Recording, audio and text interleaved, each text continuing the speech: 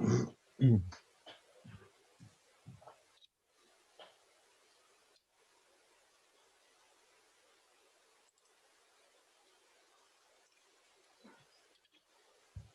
welcome everybody.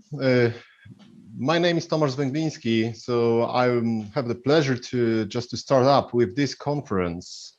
So ladies and gentlemen, let me start the conference on evaluation mechanisms in safety and security related exercises with a short introduction. Having the pleasure to be a person in charge of the scientific committee, I welcome all people participating the conference via Zoom platform and watching us on a YouTube channel. Since the audience of the conference is mixed, meaning English and Polish speaking persons, I will do my best to balance between these two languages. Let me switch now into Polish for a short while in order to start with this language. Szanowni Państwo, nazywam się Tomasz Węgliński i mam przyjemność przewodzić Komitetowi Naukowemu dzisiejszej konferencji. Na początku chcę serdecznie powitać wszystkich, którzy uczestniczą w konferencji za pośrednictwem platformy Zoom, a także w kanale YouTube. Szczególnie witam zastępcę komendanta głównego Państwowej Straży Pożarnej, zastępcę szefa obrony cywilnej kraju, pana generała Adama Koniecznego, jednocześnie dziękując za objęcie tej konferencji patronatem honorowym.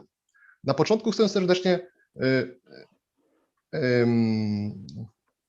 również zauważa się rosnące zainteresowanie, ale i konieczność doskonalenia organizacji i realizacji ćwiczeń w zakresie bezpieczeństwa, co leży u podstaw pomysłu tej konferencji. Pomysł zrodził się w mojej głowie rok temu. Analiza literatury przedmiotu wykazała, że dość powierzchownie traktowana jest problematyka oceny ćwiczeń. Stąd na szczególną uwagę zasługuje podkreślenie roli i wskazanie na najlepsze praktyki i mechanizmy ewaluacji ćwiczeń, które są przecież kluczowe w procesie doskonalenia systemu bezpieczeństwa. Idea konferencji została zaakceptowana przez rektorów obu współpracujących uczelni, Szkoły Głównej Służby Pożarniczej i Akademii WSB. Ukonstytuował się komitet naukowy, a do współpracy zaproszono doskonałe ośrodki akademickie z całej Europy. Pośród nich znaleźć można takie uczelnie jak Estońską Akademię Nauk o Bezpieczeństwie Stalina, Uniwersytet w Münster z Niemiec, Uniwersytet Służb Publicznych z Węgier, Vrije University Amsterdam z Holandii, Akademię Policyjną z Rumunii, a także Lwowski Narodowy Uniwersytet Bezpieczeństwa Życia na Ukrainie. W trakcie przygotowania tej konferencji sformułowano oczywiście jej cel, jak i problemy badawcze, które zaprezentowane są na stronie konferencji. Trudno wyobrazić sobie realizację celu konferencji bez udziału wybitnych naukowców i praktyków, którzy przyjęli zaproszenie do grona prelegentów. Już teraz serdecznie Wam dziękuję za wkład w tę konferencję, otwartość i chęć podzielenia się Waszą wiedzą i długoletnim doświadczeniem w wymiarze krajowym, ale również i międzynarodowym. Chcę również podziękować patronom medialnym naszej konferencji, w szczególności czasopismu Crisis Response Journal z Wielkiej Brytanii, a także czasopismom wydawanym przez Szkołę Główną Służby Pożarniczej i Akademię WSB. Pozostaje mi dodać, że konferencja składa się z 2 sesji plenarnych, z których pierwsza poświęcona jest ewaluacji ćwiczeń w wymiarze praktycznym, druga natomiast uniwersalnym zasadom realizacji ćwiczeń. Pierwsza sesja odbędzie się w języku angielskim, natomiast druga w języku polskim. Let me now switch into English. At the beginning, I would like to extend a warm welcome to all those who are attending the conference via Zoom platform as well as the dedicated YouTube channel. In particular, I would like to welcome the Deputy Chief Commandant of the State Fire Service, General Adam Konieczny, while thanking you for taking the conference under the honorary patronage. An increasing interest, but also a crucial need to improve the organization and implementation of safety and security related exercises lies at the heart of the idea for this conference. This idea was born in my mind a year ago. Analysis of literature proved that exercise evaluation is not addressed in an optimal manner, as it definitely should be. Hence, it fully deserves special attention to emphasize its role and the best practices and mechanisms of exercise evaluation, which, after all, are crucial in building resilient safety and security systems. The idea for the conference was accepted by both rectors of the cooperating universities, the Main School of Fire Service, and also WSB Academy. The scientific committee has been constituted, and what even more valuable and appreciated, outstanding academic entities from all over Europe accepted to contribute as co-organizers. Among them, there are Estonian Academy of Security Sciences from Tallinn, University of Münster from Germany, University of Public Service from Hungary, Vrea University from Amsterdam, Police Academy from Romania, and Lviv State University of Life Safety from Ukraine. The aim of the conference has been formulated as well as the research problems. They are presented on the conference website. It is difficult to imagine the realization of the conference without the participation of distinguished scientists and practitioners who have accepted the invitation, found time to contribute with your openness and willingness to share your extraordinary knowledge and long-lasting professional, national and international experience. I also want to thank the media patrons of the conference, in particular the Crisis Response Journal from the UK, as well as the journals published by SGSP and WSB. The conference consists of 2 plenary sessions, the first one devoted to evaluation of exercises in practical terms, led in English, and the second one on the universal principles of exercise implementation, led in Polish. Dear colleagues, I also dearly want to express my deepest sadness due to the information which hit SGSP Academic Society 2 days ago. Our noble colleague, Professor Andrzej Włodarski, former dean, passed away. Please commemorate his memory with a moment of silence. Chcę również z przykrością poinformować, że SGSP 2 dni temu doznało olbrzymiej straty. Odszedł od nas nasz przyjaciel, kolega profesor Andrzej Włodarski, były dziekan. Uprzejmie proszę o uczczenie jego pamięci minutą ciszy.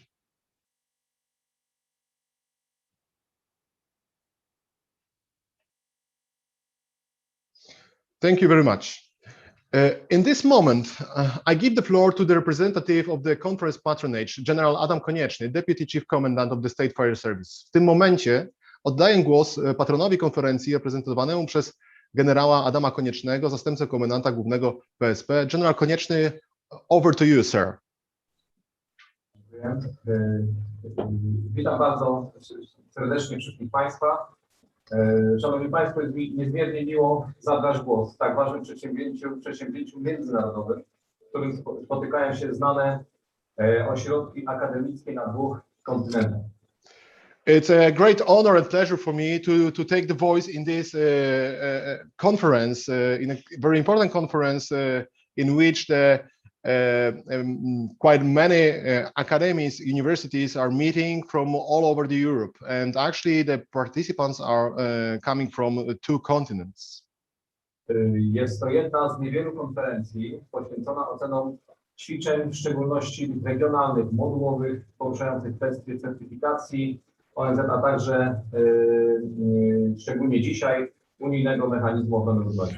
Actually, this is one of few conferences which is dedicated to the exercises which are realized in Europe, and for example, such exercises like full-scale module exercises organized in frames of the United Nations and Union Civil Protection Mechanism.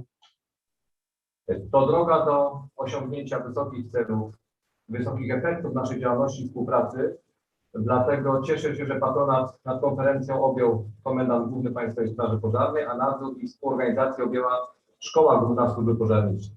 This is actually the way to achieve the high level of preparation, and that's why I'm very pleased that the conference is being organized and by the Main School of Fire Service and also co-organized and by the WSB Academy.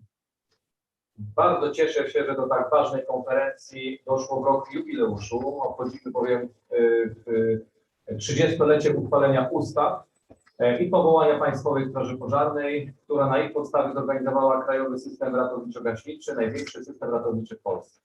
That's very good that this conference takes place in a jubilee year of the launching the State Fire Service.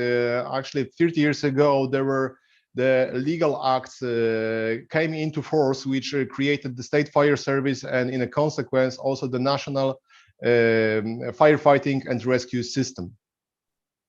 Cieszę się, że konferencja sprowadziła uznane grono ekspertów zarówno z Europy, jak i Stanów Zjednoczonych. I'm very happy that the conference gathers very well-known and experienced experts and practitioners from Europe and United States. Wiem, że towarzyszy jej duże zainteresowanie. Będę wsłuchiwał się w dyskusję podczas tej konferencji. Wierzę, że wnioski uda się przekuć w rozwiązania organizacyjne poprawiające skuteczność zarządzania bezpieczeństwem, ale w tym wymiarze ratowniczym. Know that the conference has quite a broad interest, international interest. So I do believe that the findings, the outcomes of the conference will be implemented in practice in the safety and security systems. Wartością dzisiejszej konferencji jest udział zarówno teoretyków, a także uznanych praktyków. Przykładem ze strony Państwowej Straży Pożarnej jest chociażby rektor Szkoły Głównej Służby Pożarniczej, który dowodził wieloma misjami zagranicznymi na wielu kontynentach, jest też współautorem ratownictwa specjalistycznego w naszym kraju. The big value of this conference is participation of the personalities, the experts who has a very practical professional experience, and one of the examples is Mr. Colonel Mariusz Feltynowski, who is the rector commandant of the main school of fire service, and actually he was the person who contributed very much into creating the international response capacity of the State Fire Service. Występujące zagrożenia z roku na rok przesuwają granice, do których formacje ratownicze muszą się przygotować. So the current threats and hazards actually do not have borders, and these borders are very dynamic, and they are being shifted, and we have to be prepared for these situations. To, co kiedyś było dla nas zagrożeniem wymagającym nadzwyczajnych przedsięwzięć, organizacyjnie dzisiaj jest niemal stanem normalnym. It looks that something, a hazard which a couple of years ago was something extraordinary, today it means to be quite a normal state. Nawet pożary mają inny wymiar. Even fires have different dimensions. Dlatego ochrona ludności, w tym ratownictwo w wymiarze krajowym i międzynarodowym musi się rozwijać i wymaga również odpowiedniego wspierania się i współdziałania. That's why the civil protection and rescue systems have to develop in a national and international context, since the cooperation is highly important in this matter. Konferencja taka jak dzisiejsza, swoją rangą, z udziałem znamienitych ekspertów, jest najlepszą drogą do osiągania celów poprzez analizę i wnioski z ćwiczeń, a także eliminowanie wszelkich występujących niepowodzeń. Such conference like the today's conference is a great example of just generating new outcomes, new findings, which will help us to manage the threats and hazards in the future. Życzę Państwu owocnych obrad, składam wyrazy uznania i szacunku za dotychczasową działalność, a także kieruję wyrazy uznania za organizację konferencji. Kieruję tym samym swoje ciepłe słowa do Akademii WSB oraz do Szkoły Głównej Służby Pożarniczej i osoby, która ma ogromny wkład w organizację tej konferencji, brygadiera doktora inżyniera Tomasza Zlęglińskiego z Instytutu Bezpieczeństwa Wewnętrznego. Jest mi niezmiernie miło być Państwa towarzystwem, co prawda online, ale zawsze jest to wielkie dla mnie wyróżnienie. Dziękuję bardzo za uwagę i życzę jeszcze raz owocnych obrad.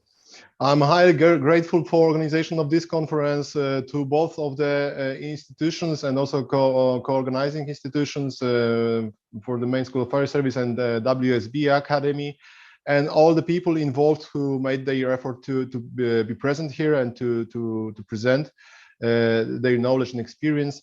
And special thanks I send to Mr. Tomasz Zlęgliński, who is in charge of this conference. Thank you very much, General. And I wish you a very pleasant and valuable discussions during this conference. Thank you very much.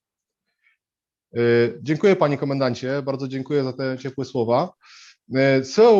Dear colleagues, now we can go on, and this is the moment when I can give the floor to magnificencies, to our rectors of the organizing institutions.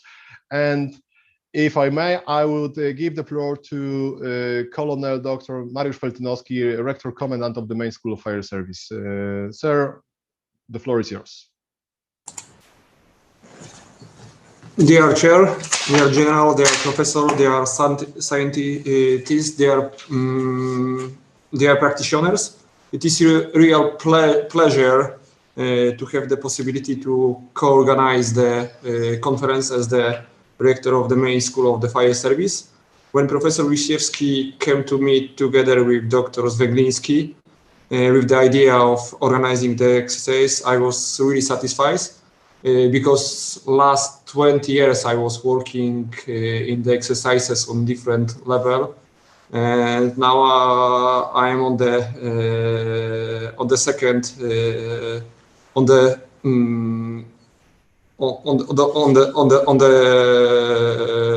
second area, and I can bring my practical experience into scientific level, because without that approach, we will not improve our rescue system. And what we are doing, implementing the new technology, evaluating of exercise idea, it increases our effectiveness during the rescue phase of operation. And I'm absolutely sure that talking in friendly, but as well in very critical manner on that what we are doing during our exercises on all level, national, regional, international. Doesn't matter if we are talking just about the tabletop exercises, large scale exercises. We improve ourselves and we are doing that to achieve the goal for being more effective and finally to rescue more people in need. Therefore, again, I would like to thank you for idea of hosting, idea of organizing that exercises. And finally, our academy is one of the institutions which can demonstrate that we are able to bring practitioners into science and scientists into the exercises, and I am really satisfied for being with us. And during my presentation, I will share with you my experience from evaluation of INSARAG exercises in urban search and rescue area. Dear Chair, thank you for giving me the floor. Thank you, sir. And now I would like to request Professor Katarzyna Szczepańska-Woszczyna, the Vice Rector of the WSB Academy, for taking the voice. Thank you very much. Mr. Rector, Chief Commandant, Scientific Committee members, distinguished guests, ladies and gentlemen. On behalf of Rector of the WSB University, I would like to welcome all of you to International Conference of Evaluation Mechanism of Safety and Security Related Exercises, which is addressed to researchers and practitioners. We are glad to have all of you here to share your knowledge and experience. Thank you very much to all of you who have contributed to the preparation of today's conference. It is a joint venture of the Main School of Fire Service in Warsaw and WSB University in Dąbrowa Górnicza in cooperation with recognized foreign academic centers. WSB University is well ranked, one of the most international universities in Poland, awarded with the international accreditation. The Main School of Fire Service, the only university in Poland dedicated to the needs of the state's fire service and the common security sector, is a reliable and demanding partner. That's why we are pleased to join forces in organizing this conference. The problem we'll focus on today are not often addressed in the scientific discussion within the framework of security science as a scientific discipline. That's why the WSB University authorities welcome the initiative to organize a conference on the evaluation of security exercises. This is due to several reasons. Firstly, as a university, we are interested in security research in many, above all, interdisciplinary and transdisciplinary dimensions. Secondly, our university is not afraid of the challenges of studying security problems that remain unnoticed, or they are treated superficially. Thirdly, we specialize in management, pedagogy, and security education. In terms of the latter, in the fields of security research methodology, cross-border security, internal security, common security, and civil protection. We also serve students who participate in the conference today by providing up-to-date knowledge through meetings with experts such as speakers today. In addition, the universities also serve people who deal with security in practice because they use their knowledge, skills, and experience on a daily basis, based on which they make decisions about human health and life. That's more, as teachers and scientists, we are a group of public trust and a lot of excited and demanded of us. I hope that you will be satisfied with both the issues that are the subject of presentation and discussion, as well as with the scientific level of the conference. I would also like the conference to strengthen and develop cooperation between the organization you are professionally associated with, as well as individual cooperation. Participation in the conference is possible online via modern communication platforms. I hope that those who connect with us online today will want to visit WSB University in the future. I warmly welcome all of you. I invite you to visit our university in virtual form as well. I invite you to publish the results of your research in journals published by WSB University, and especially the semi-annual security forum, which is addressed to those interested in modern security issues, and Forum Scientia Economia, indexed by Scopus for those who are interested, among others, in crisis management. I wish you fruitful deliberations. I wish you a lot of health in these trying times of the pandemic. I hope to meet again in conference rooms and with a pleasant atmosphere, which is always true of events jointly organized by the Main School of Fire Service and WSB University. Thank you very much for joining us. I wish you the successful research. Thank you very much. Thank you, Your Magnificencies. That's a pleasure that you are together with us today. Now I would like to just shift to our co-organizers. As I mentioned before, these are well-known universities all over the Europe, and that's why I would be more than pleased to give the floor to all of the co-organizers. So if I may, I would start with Professor Marek Link, Director of the Estonian Academy of Security Sciences. Marek, floor is yours. Thank you, Thomas. Good morning, everybody, dear rectors, excellencies, academics, and teachers. Let me first congratulate both of the organizers to come up with such a conference in those challenging times is quite an achievement already. And truly, the last year, what I missed the most is the international cooperation, and thanks to the technological solution, we still can meet. Estonian Academy of Security Sciences is the only education institution in Estonia to educate all of the law enforcement services, from rescue, police, prison officers, border guards, customs, and so on, in many different levels. And also, we are the ones who are organizing different types of crisis management exercises for services. And looking at the topic, it is about the evaluation mechanisms in safety and security-related exercises. This is a kind of topic what is really universal and valuable to every one of us. And especially in these modern times, I think the lessons learned and shared experiences is something that is beneficial to all of us. And from my personal view, what we normally think is that the evaluation is something that is in the end of the learning process. From my side, it's actually the beginning. We are not only looking for reactions or immediate feedback. What we are looking is actually progression of learning.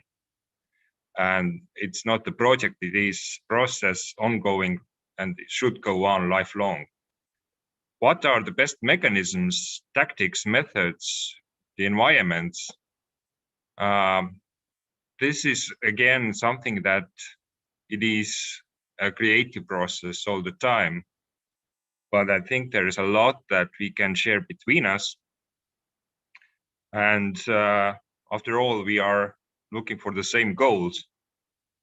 Sharing those kinds of experiences is most valuable, and I hope this conference is also not the end, but beginning of something new. Thank you very much for organizing this event, and let's hope that in the future we also see face to face. Thank you for inviting us, and thank you for the cooperation so far. Thank you, Your Magnificency. And now I will just go to Adam Widera, who is the director of the Competence Center for Crisis Management in the Münster University. Adam, are you with us? Floor is yours. Yes, I'm with you. Hello. I hope Great. you can all hear me. Good morning, everyone, and a warm welcome from the city of peace here in Western Germany, Münster. Yeah, I'm also very humbled to being a co-organizer, and on behalf of the University of Münster and the Department of Information Systems, I'm really looking forward to the upcoming presentations. To be honest, our competence center is mainly focusing on the application of information systems in crisis management and humanitarian operations. So exercises are certainly not our core competence. However, carrying out exercise-like events in order to assess new information systems in this domain is highly of interest for us. So we are very honored and glad to participate here. And also our local network also allows us to contribute with two presentations given by Professor Meinald Thielsch and Dr.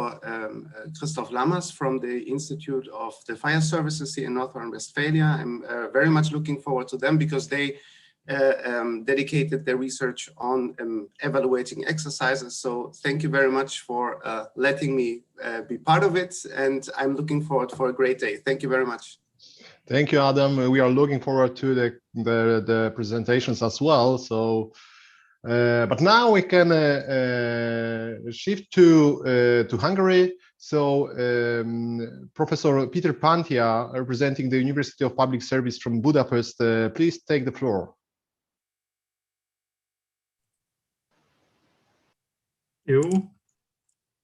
Good morning, dzień dobry, dear generals, rectors, professors, all colleagues. I am very pleased to welcome the participants of the conference. My name is Peter Pantia from the University of Public Service, Hungary, within that Faculty of Law Enforcement, Institute for Disaster Management. We are educating BSc, MSc, PhD students and researching for fire protection, intervention, civil protection, and industrial safety issues. This conference obviously very useful for the fire, civil protection fields and experts for our university also. Let's see the main goals to be answered and raise the problem analysis of the evaluation mechanism in safety and security related exercise conference.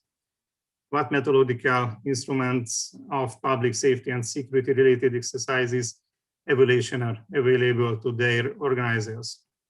How to use the conclusions of universal safety and security research to organize exercises, how to use foreign international principles of evaluation of research works and exercises in national domestic conditions, how to improve the process of evaluation of public safety and security related exercises. These are very important and key questions for our fields, and thank you for inviting us, the University of Public Service, Faculty of Law Enforcement, Institute of Disaster Management, to this great international conference, scientific conference. I wish you successful results. Thank you very much. Dziękuję bardzo. Dziękuję. Thank you, Peter. And now we can fly to the Netherlands and Professor Kees Boersma from Vrije Universiteit Amsterdam, please. Thank you so much, Thomas. Honored guests.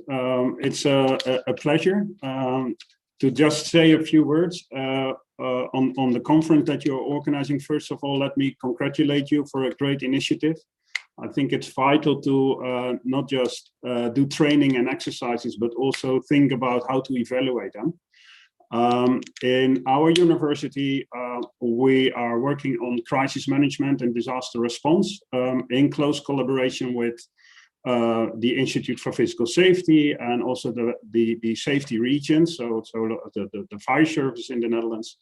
And as an academic, I participated in many exercises and training sessions, and I'm always standing there humbly, looking at the great skill sets of you practitioners. And I also started to appreciate the willingness to learn and to evaluate. On your announcement and at the website, I see that the objective is also to look for objective methodological tools to evaluate, and I think that's important. How is information shared? What kind of decisions are being made? How was the collaboration between the members within teams and what have you? At the same time, what I also noticed and what I learned about the most is talking to those who participated in the training and exercises, learning from their, what I call the sense making. So that might be more subjective, but I learned the most from the improvisation that the people did during the exercises. So I think that's also something that is to take up seriously when you try to learn from exercises. Then I can only recall what Marek Link just said, that this should be part of a learning curve. So it's not just about learning from a single exercise, but how can you turn the lessons learned into actual practices, going back to your own organization? How can you learn over time? And I think thinking through the methodological toolkit to learn from exercises and trainings, that can be that is vital for the learning. So once again, congratulations with a great initiative, and it's an honor for us, the Vrije Universiteit, to participate in the conference. Thank you, Professor. Now I will request to take the floor Colonel Alin Moci from Police Academy in Bucharest. Thank you very much, Thomas. Good morning, everybody. Dear ladies and gentlemen, I will start introducing myself. My name is Alin Moci. I'm Colonel and lecturer at the Fire Officers Faculty of the Police Academy in Romania. It's my privilege and pleasure on behalf of our rector and our dean to thank to the organizer of this conference for the invitation to be part of this event as co-organizers, and to all speakers and experts who are here today online with us. Our faculty is the only institution of education and initial training of fire officers in Romania. We are part of the Police Academy, the main institution of the Ministry of Internal Affairs that train the future officers for the life safety and security in Romania. So we are training police officers, border police officers, fire officers, and gendarmerie officers, beside our master degree and PhDs. Related to the subject of today's conference, we consider that the exercises are the only way to be prepared for the real life interventions in case of emergencies or disasters. Our faculty is invited often to participate with the students to national and international exercises organized by General Inspectorate for Emergency Situations in Romania, and also by our colleagues and friends from Poland. A few years ago, we started to develop a cooperation program with specialists from training centers of the General Inspectorate, which consists in different integrated exercises, including a tactical virtual exercise. During 1 week, our students, in cooperation with trainers and firefighters, are passing through different types of complex exercises. The feedback expressed in the evaluation part of these events was and is very constructive for us and for the trainers and firefighters from operational services.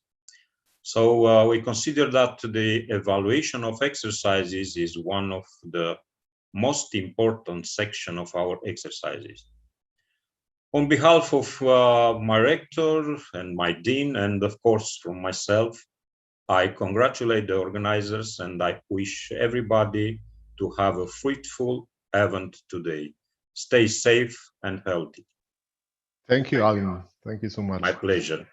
And last but not least, our co-organizer from the eastern side of Poland, Professor Andrzej Kuzik, Vice Rector for Science from the Lviv State University of the Life Safety. The floor is yours. Thank you, Tomasz. Dear conference organizers and participants, my name is Andrzej Kuzik. I am Vice Rector of Scientific and Research Work of Lviv State University of Life Safety. I have a great honor to greet all of conference organizers and participants with this important scientific event, from Rector, Senate, and all staff on Lviv State University of Life Safety. Our university is a leading higher educational institution of Ukraine in the sphere of human safety. We teach future specialists for many safety-related fields, such as civil defense, fire safety, occupational safety, environmental safety, cybersecurity, transportation technologies, social work, psychology, and project management. Our university has modern training complexes and equipment for preparing rescue and firefighters for different tasks in real life. Many thanks to our Polish friends and European Union for the training equipment presented to us. Our students and cadets involved in many international educational and training projects in Poland and other countries of European Union.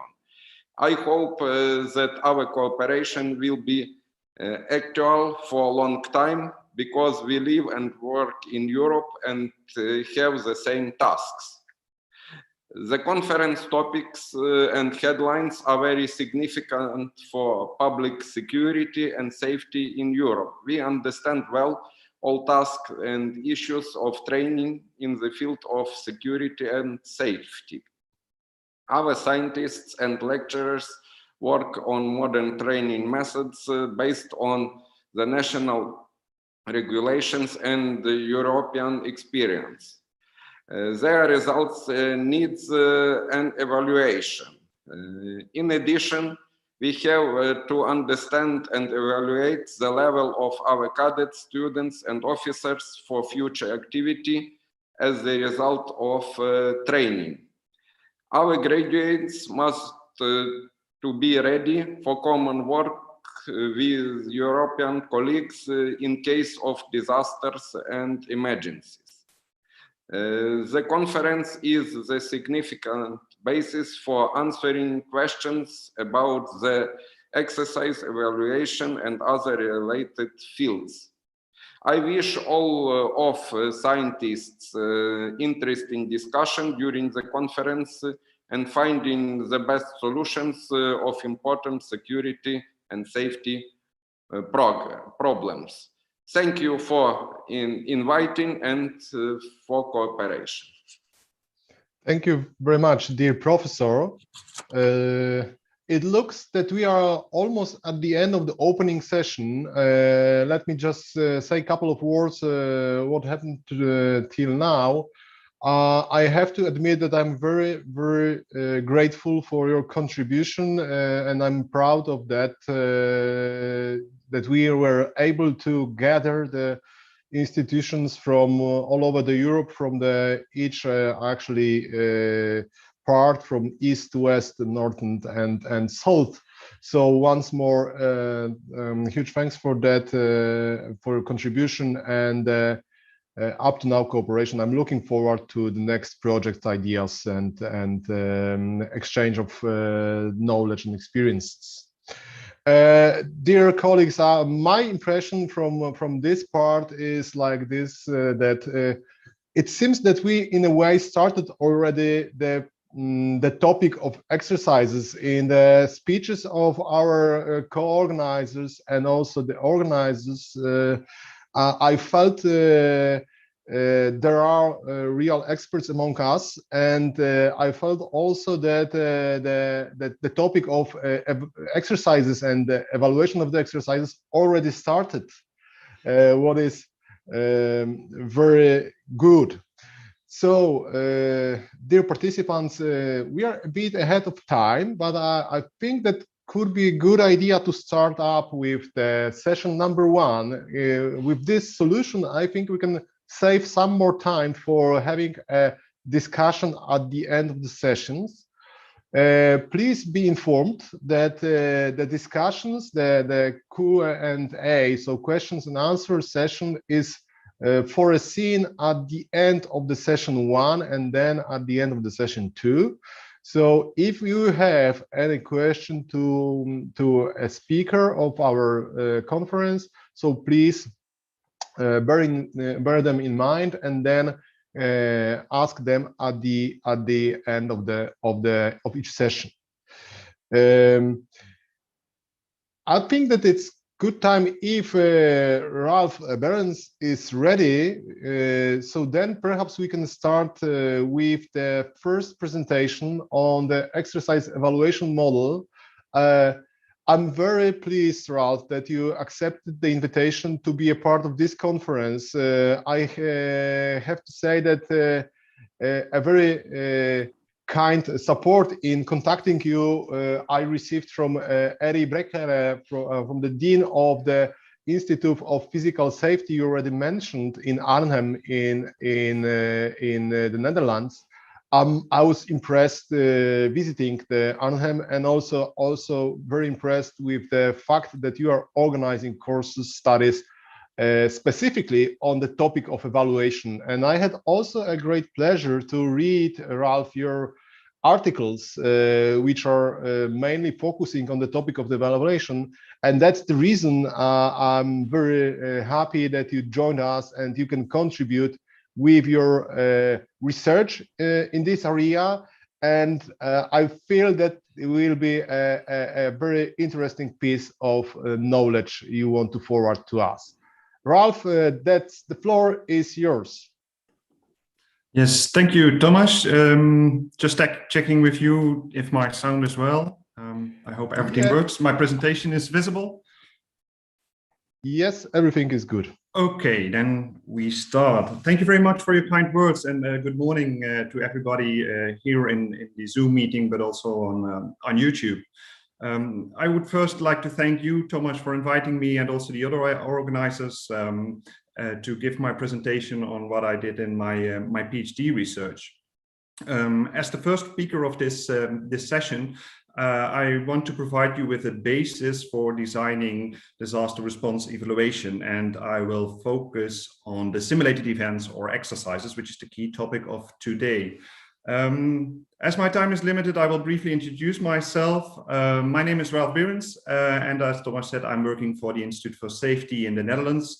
There I'm a researcher and also a PhD candidate at Lund University.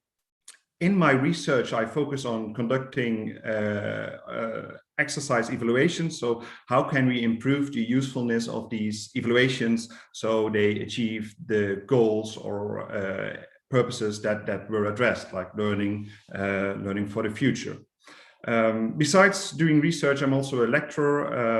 I'm a lecturer for a master program, but I'm also giving classes to professionals that are working in the field and that are interested in the topic of evaluation.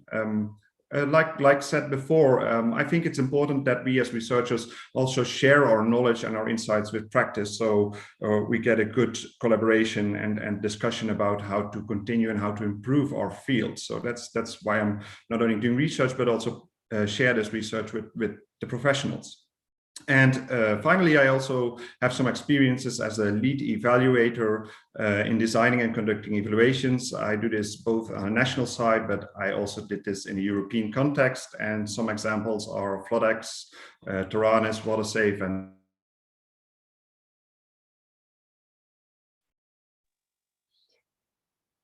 experiences with these exercises. So you will get the practical information from them. Well, after introducing myself, I think it's time to move on. And what I first would like to do with you is create a common understanding of how I look at evaluation in crisis management. The invitation that you received already contains some information about how we can view evaluation, and also the talks beforehand, they gave an impression about how we can look at evaluation. What I found in the literature is a very narrow definition of evaluation in our context, and that's determining if exercise objectives have been achieved. I believe this is very narrow, and therefore I would like to propose a broader definition here. This broader definition is based on the assumption that evaluation is seen as a systematic assessment. And it contains 4 steps that I believe are important. They are not steps that are coming out of the blue, but they're also based on research on evaluation done by Scriven in the 1960s, and he called this the logic of evaluation. And basically, this definition contains 2 main processes. It's an analytical process and a synthesis process. So the first process is the analytical part, and this deals with the identification of the components or the objects that are being studied. And in the definition shown on the slide, it is the actor, the response actor, or the response artifact. So it's first important to determine who is that person and what should it achieve, and why is it here to achieve that. So once that's done, it's important also to set standards regarding what it needs to do, and basically that has to deal with what's intended purpose and goals. So these 2 parts are the analytical part of the definition, because they provide the basis on which the evaluation can be conducted. So then the next part of the definition contains 2 other steps which are related to synthesis. A first part of that is collecting data. You need to gather data, and it is important within an evaluation context that you do that, and with exercises that you take into account what's the scenario in which the actor operates. And if you got all that information, then you actually can move to the what is often seen as evaluation. You're going to determine and provide value judgments. And as I said earlier, there is a narrow definition, but this one is a little bit broader, because this shows that evaluation is just not providing a simple value judgment. Often you as a person, you're having a judgment ready in your head without doing this process. But for evaluation, and especially formal evaluation, it's important that we are doing this systematically, and we use all the information both from the analytical and the first part of the synthesis step to come to our conclusion. So now we have established this common understanding about evaluation. I would like to introduce a model that I created. I call it the 2-loop model. The model consists 2 loops. It's the left loop is related to preparedness or exercises, and the right loop is related to responses to actual events. And as you can see, these loops are bound together by the disaster response system in the middle. The disaster response pistol is is there in the middle for a specific purpose, because this is the central element where everything is bound together. Preparedness and response are coming together in our disaster response system. It's my view that this disaster response system needs to prepare itself to be able to respond effectively when disaster strikes. And in order to do so, it needs to adapt itself to the constant changing situation it is in. And basically, you could describe that it needs to deal with a so-called control problem. It needs to find control and needs to balance between what's happening and it needs, in order to do so, it needs continuously feedback. And to get that feedback, it can use evaluations. And ideally, these evaluations are coming from the preparedness phase, so exercises. They help us to provide a lot of information. We can use them to test, to learn, to train, to develop ourselves, to experiment. And I hope that this left loop, the preparedness or exercise loop, is turning quicker. So providing more feedback to disaster response system in order to be prepared for the right loop if a response is needed. So exercises can basically be seen as aiming at learning and development. So first I want to look with you to the left loop. As you can see there, it's focused on preparedness and in particular for this event, it's exercises. Exercises are planned, so we know beforehand who's participating and what's going to happen. And exercises are creating an environment, a safe environment with the support of NGEx or FX to trigger certain actions or performances of the involved actors. And ideally, the objectives are set first, then teams are selected, and then the scenario is constructed in order to trigger these performances. Here in this cycle, evaluation can play an important role because it can collect data real time. It can and you're also allowed to make mistakes. You can experiment with it because it's the safe environment. And in the end, the evaluation can help us in order to determine what went well and what can be improved. So that's about the left-hand loop. If we're going to look at the right-hand loop, it's a little bit different. It has the same effects, and you can use evaluation, and evaluation can be used to provide feedback, but there is much more uncertainty in it.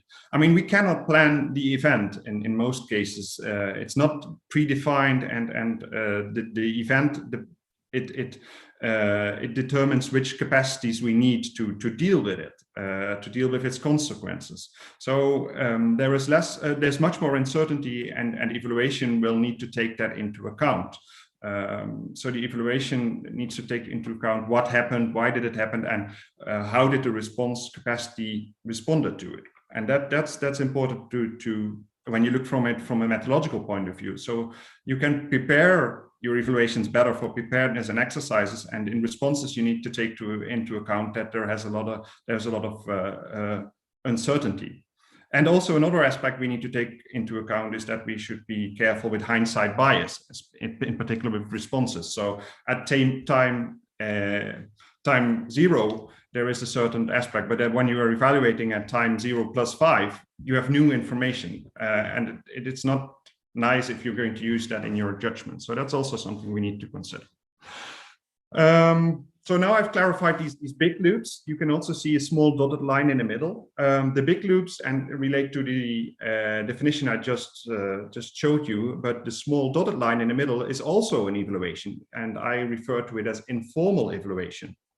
And that's something we do every day. I mean, as people, we learn every day, we evaluate every day, but we do it not in a systematic and rigorous way as we do with the formal evaluations. But still, the information coming from these informal evaluations during these exercises or responses, they change the disaster response system. They change the person's behavior in that system. So it also has an influence. And that's something we need to take into account. It's difficult to grasp that information, but as said before, we can use the stories or experiences from the people that were present in this. And finally, if you look at the model, there's also that green bird element, and that is, we can also collect, the disaster response system can also share information and collect data with other disaster response systems. So to summarize this model, I would say evaluation is to be seen as a means to achieve an end, and it can deal with the control problem using 3 sources. So left loop, preparedness and exercises; right loop, this real responses. And thirdly, the green element, other disaster response system. And in order to do this, in order to improve this system, we conduct evaluations, and evaluations, they can also be transferred into a product. And this is the key aspect that we need to consider when we want to make it useful. It's often the product that is used by its users, and that's why it's important to focus on that. So now I explained this model briefly. I will touch upon a little bit more on exercises. I talked about evaluation a little bit, but I also want to talk about exercises. And again, like evaluations, we should be careful and see that exercises are also a means. I mean, we are not doing exercises for doing exercise, and we're not evaluation doing for the sake of evaluation. They are means to achieve a higher purpose. And often these purposes can be related to either learning and development, or in a political context where organizations are taking a part of. It can also be accountability. We can be held accountable for the performance of our organizations. So it's important to consider that when looking at exercises. In the table on the top side of the slide, you can see that exercises can have various benefits or functions. They can be used to identify, for example, plans, or they can use to train or organize response resources in order for the disaster response system to become better and more effective in dealing with it. However, we should not forget that we can also use exercises to deal with uncertainty. Exercises can be used as experimental settings to collect data that we can use for the response. So we can actually gather and validate data that we can use in disaster events. It can help us with mitigating uncertainty. If we know how a certain actor or tool behaves under certain conditions, we can use this information also to plan and coordinate our response in a real event case. So that's something we should not forget, and not only look at exercises for learning purposes. It is also important to consider that the functions and benefits of exercises can vary a lot. Some examples are mentioned here in the slide. But often, at least what I heard in my practical experience, is that exercises cost a lot of time, resources, and therefore it's important that we design evaluations and evaluate them effectively, so these resources are used to its best valuable. And that's also my belief why evaluation is so important in these settings. I would even argue that purely designed and executed exercises or unevaluated exercises can do more harm than good, actually, because they could lead to, for example, a false sense of security or safety, or poor performance of our response actors during actual emergencies. So just to highlight the importance of exercises. And below you can see a sort of structure how to deal with these exercises. So I gave you an impression about how I look at evaluation, a model, and some background on exercises. So now I want to share with you some outcomes of my research about the current state of exercise evaluation. So the first aspect, and I heard that already in the introduction, is that exercises are often seen, or evaluation of exercises, but also of real events, are seen as independent activities, and they do not build upon each other. So exercises are executed on a case-by-case basis. They do not naturally build upon each other, and this has serious influence if we want to move to a higher or broader learning aspect and the ongoing element of crisis management. What you see is there is a lot of research going on, but and also a lot of evaluations conducted, but we should take into account that it's connected to each other. We should connect it to each other, or else we will get a scattered field of evaluations, and that has impact for coherence and depth. And if we want to create a solid knowledge base, as I previously said, exercise can be used to gain information about how we respond and how we can influence that response performance. It's important that they build upon each other. So that's the first element that we see. During my research, I also observed in an analysis that evaluation reports and evaluations do not clearly indicate who they are addressing and why they are doing the evaluation as they do. So basically, it remained unclear how effective and useful current evaluations are in achieving their purpose and how they contribute to the development of disaster preparedness, their ideal aim. Because they lack certain information, and we do not have to present that information to everyone, but as a basis, we need to think about it. It's important if we have this information, we can say something about the quality of evaluations.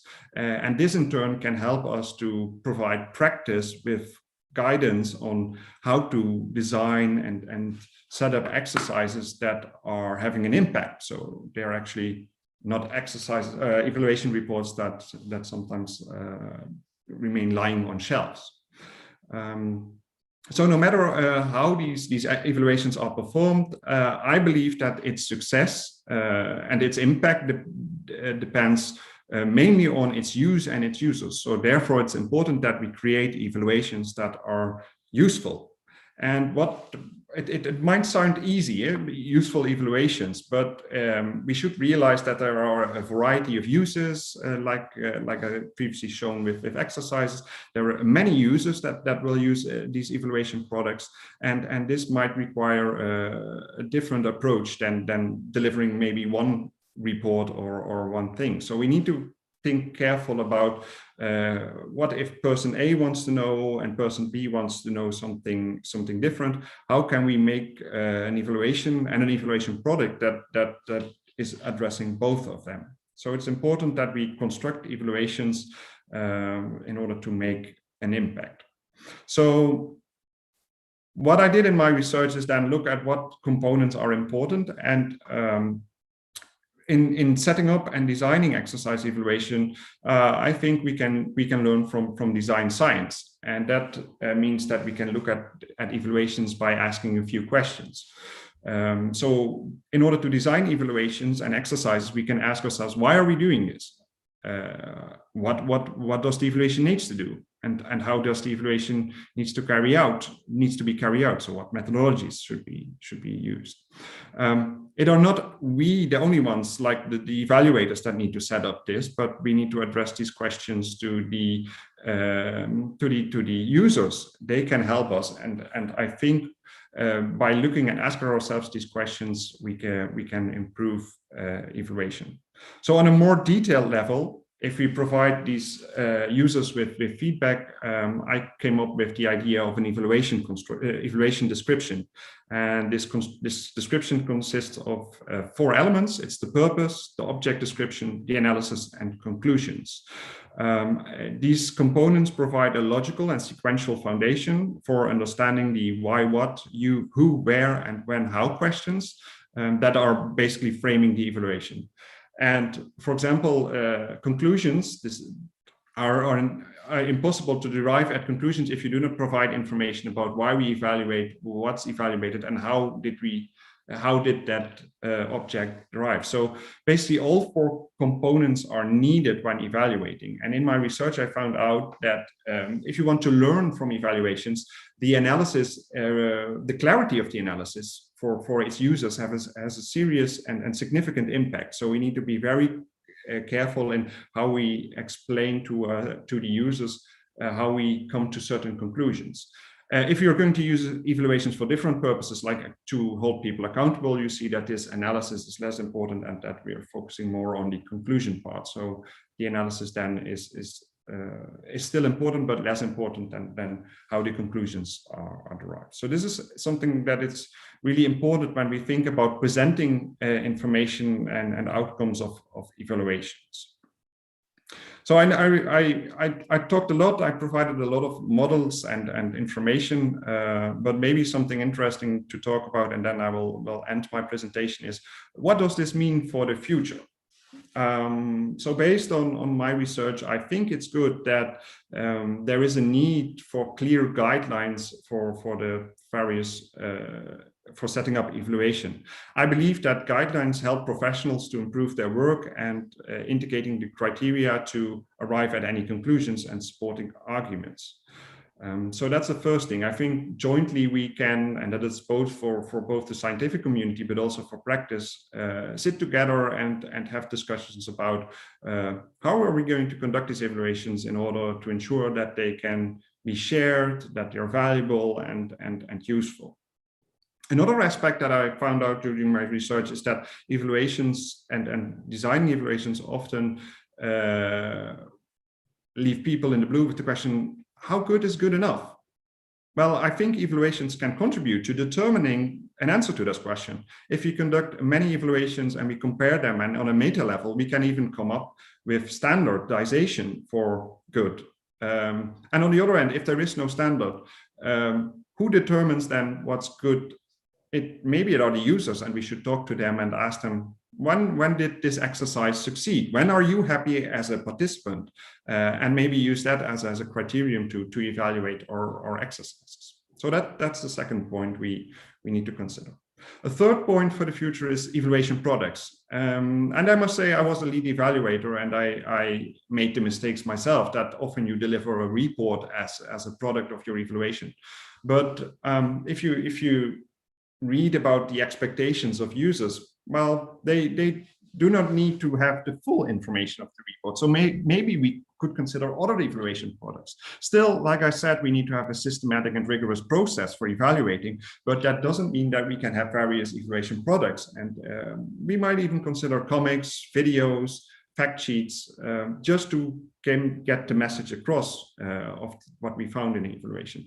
And this also relates to the fourth point. By creating these products that have an impact and are useful, we also improve the impact of evaluation. So we can actually move from identifying lessons in evaluations to learning lessons from evaluations. And that's something what I would refer to as the cyclic development. Evaluations are not a one-time thing. They can be seen as a means to achieve an end, and we should try to do that continuously in order to, what I've shown you in the earlier slide with the disaster response system, help to find and develop that disaster response system to gain control. So that having said, I think I provided briefly and a lot of information about evaluation. Like Thomas said, you can find some articles about it which are written by me, but also from others that provide more details about it and background. But I sincerely hope that from science, but also from practice, that we and that's also I think one of the aims of this conference can collaborate and deal with these challenges in the future. So thank you for that. If you want to have more information, you can always email me. And as I said, this presentation is based on my research, my PhD research, and I will defend it on the 3rd of September of this year at Lund University in Sweden. So thank you very much for that. Thank you, Ralph. And of course, we are wishing you the best during your PhD defense in Sweden. Mm-hmm. Thank you. Thanks a lot for this valuable information and knowledge about the evaluation. I think it's a good introduction to our further discussions, and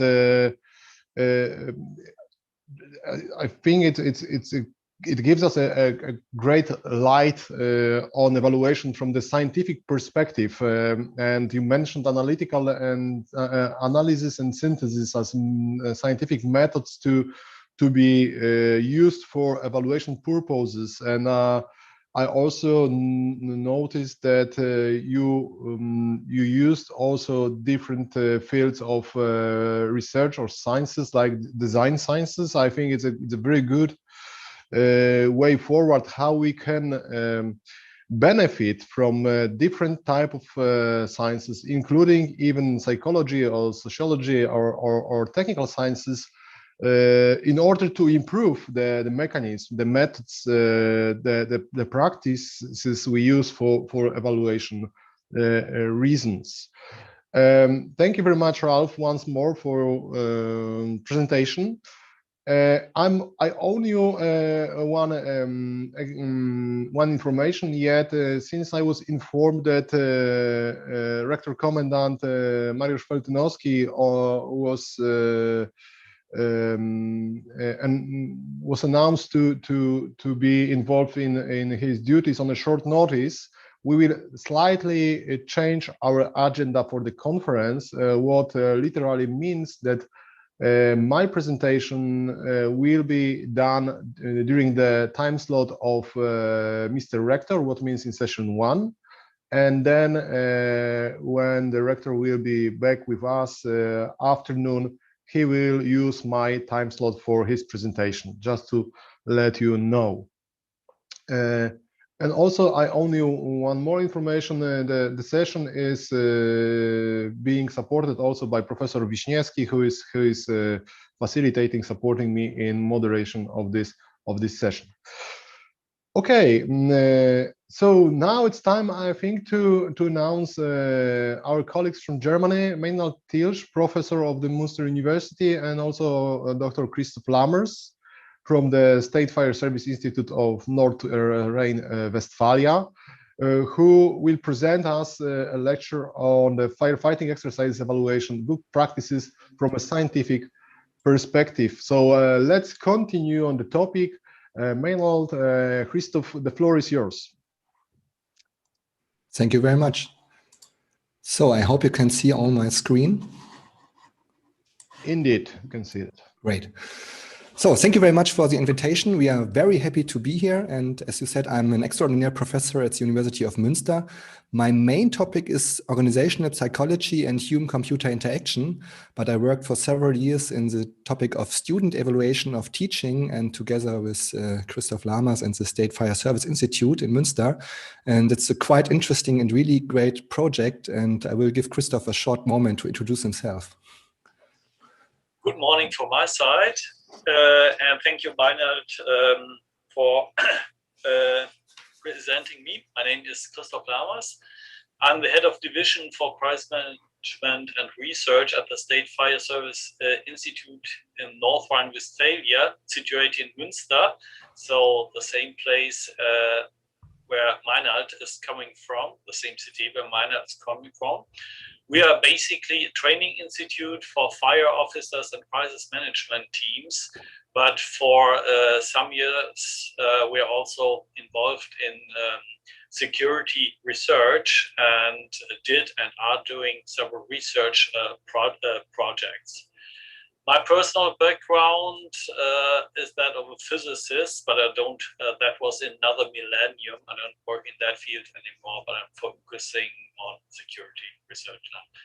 So let's switch back to Meinald. Right, thank you.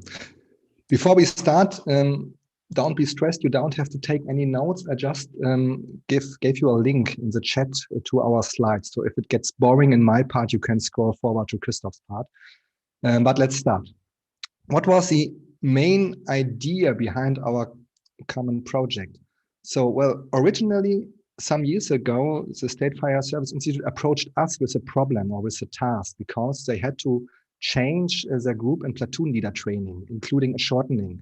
And the big concern was, well, what about training quality, especially if you shorten a training?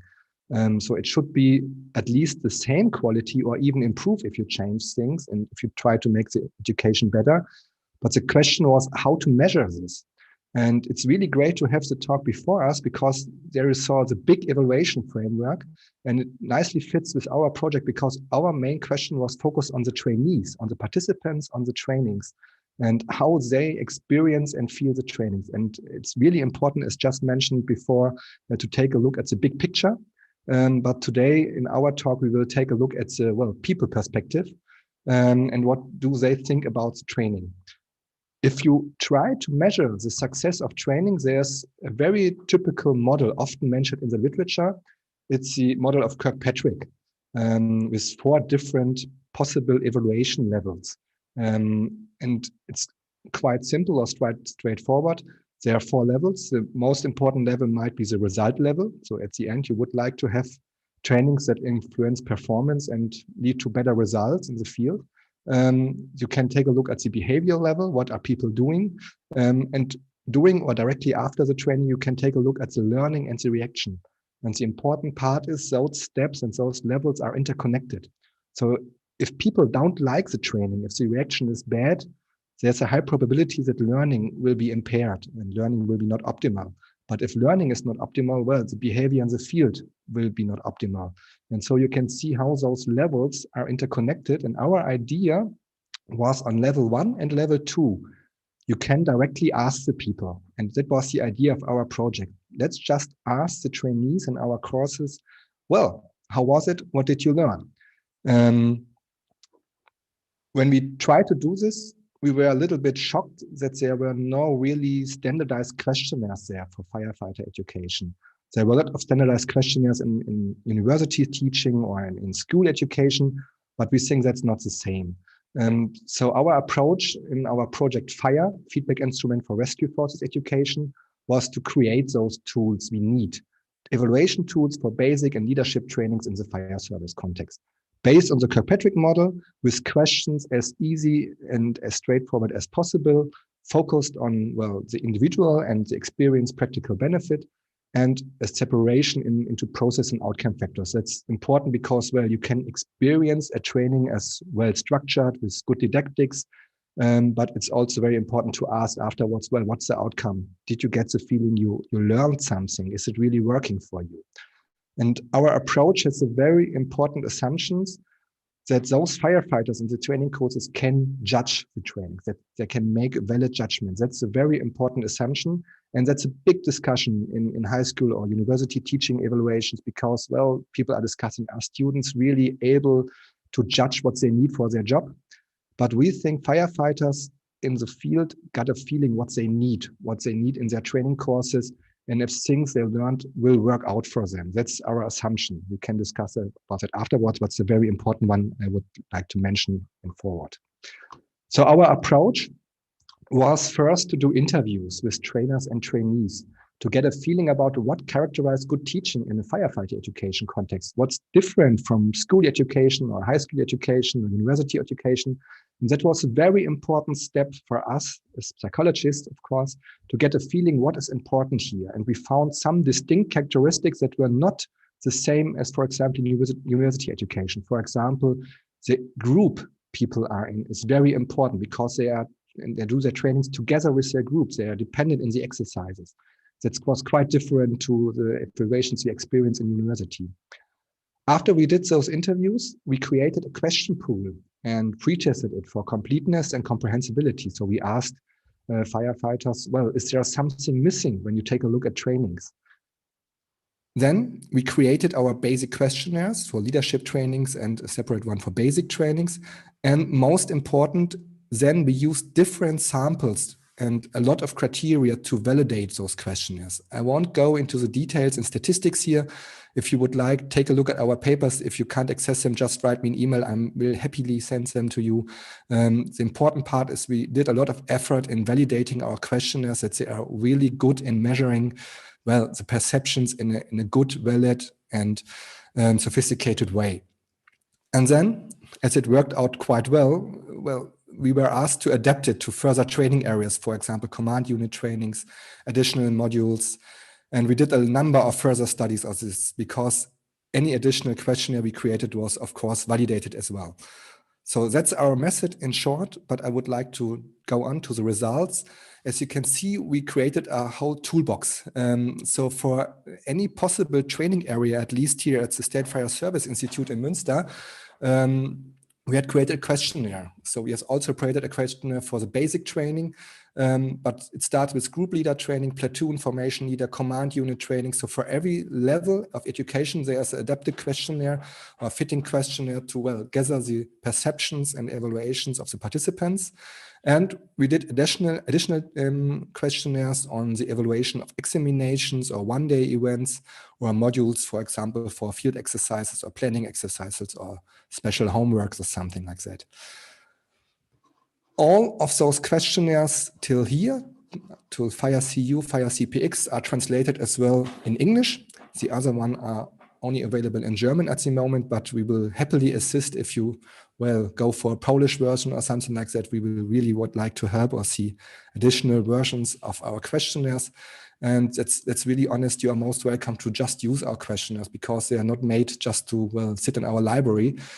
So we provided a lot of additional and supplementary information on how you should prepare an evaluation, how to do the data collection procedure, some checklists and templates.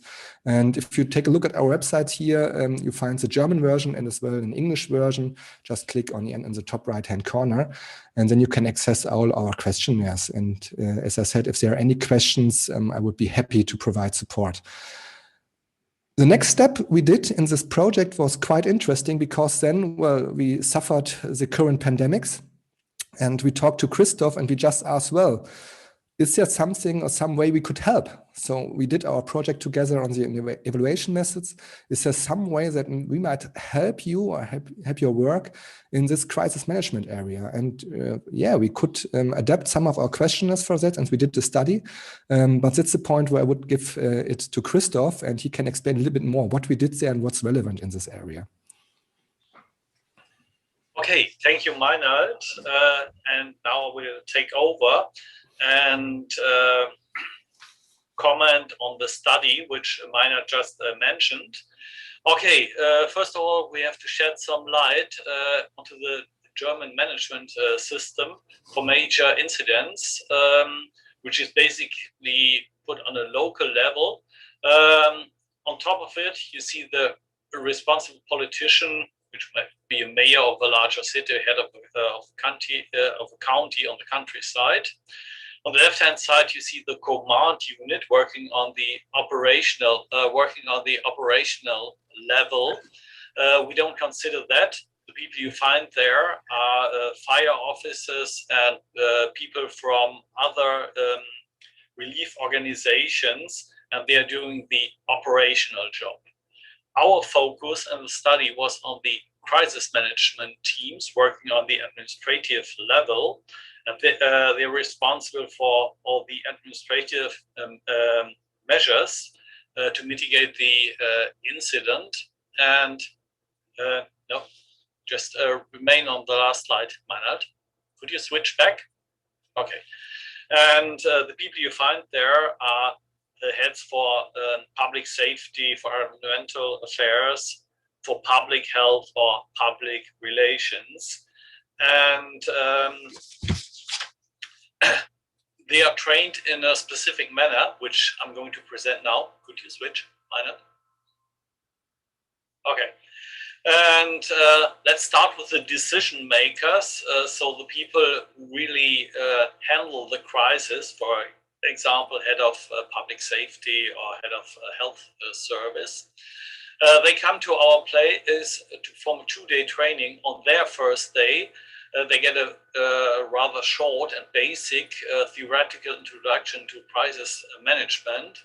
And then on the next day, they perform a tabletop exercise. Our standard scenario for that is a major fire with the emission of asbestos, which imposes certain danger on public health. You also have the support day, support team. They get a 3-day training. They arrive 1 day earlier. They also start with theoretical introduction. Then they are trained in their specific tasks that may mean how to handle messages and how to do graphic representation of the situation and how to support the decision makers in their work. And the form in which they work is shown on the next slide. So basically, we teach them to perform very concise and coherent meetings In this you see a photo of one meeting there. You see people sitting in a large U so that they can see each other. And what we try to teach them is to analyze the problems which the situation brings along, to prioritize the problems, decide on solutions, and on basis on these solutions to define certain tasks which have to be done by the certain parts of the crisis management teams in the meantime. So at the end of the meeting of the crisis management team, we need a to-do list, an agenda, which is shown on the next slide. Thank you, Meinald. And we strongly recommend our teams to visualize that to-do list for everybody. So what you see there, of course, the content is in German because our trainings are done in German, is to define tasks, what each branch of the administration has to do in the meantime between this meeting and the next meetings to come. So the task itself is defined, who's responsible for that, and the time frame given for this task. And between the meetings, people do what we call a working phase, which is seen on the next slide. So they go back to their offices or improvised offices if the office is too far from the meeting room, and then they work on it. They do telephone calls, they write emails, whatever is necessary to get things done. So this is what we teach for somewhat than 15 years. And then we had Meinald's team had the initiative to evaluate, does this work in the COVID-19 pandemic? So we formed a study on it. And it was basically Meinald's team at the psychology department at the University of Münster with our support. We shared some expertise with them and provided contacts. It consisted basically of structured interviews, especially critical incident analysis, with in total 144 members of various crisis management teams on different levels, most public administrations, but also industry companies.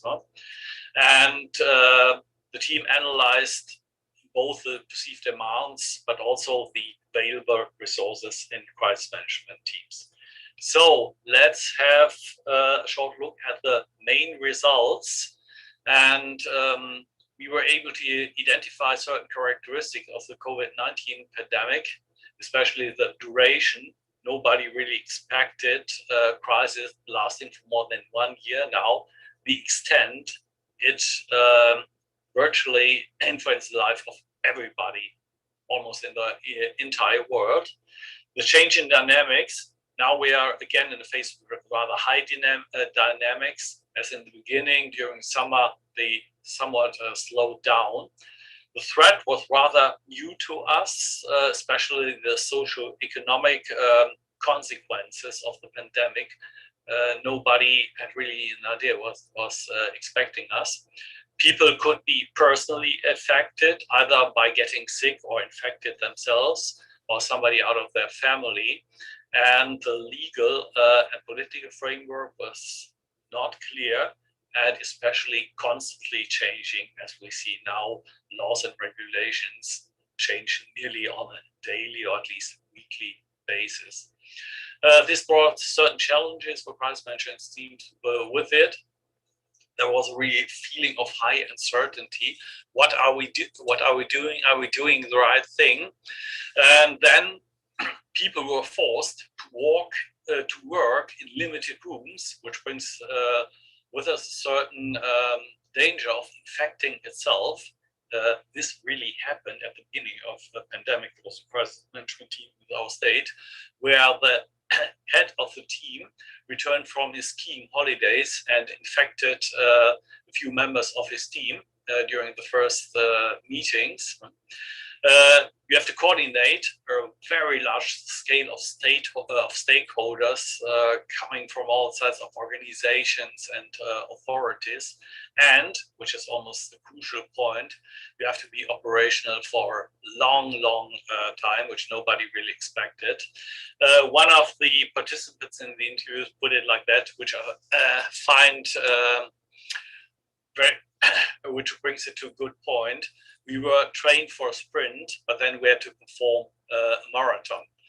So what turned out to be effective behaviors, they had to structure their work, they had to communicate in a certain very precise fashion, and they had to concentrate on problem solving.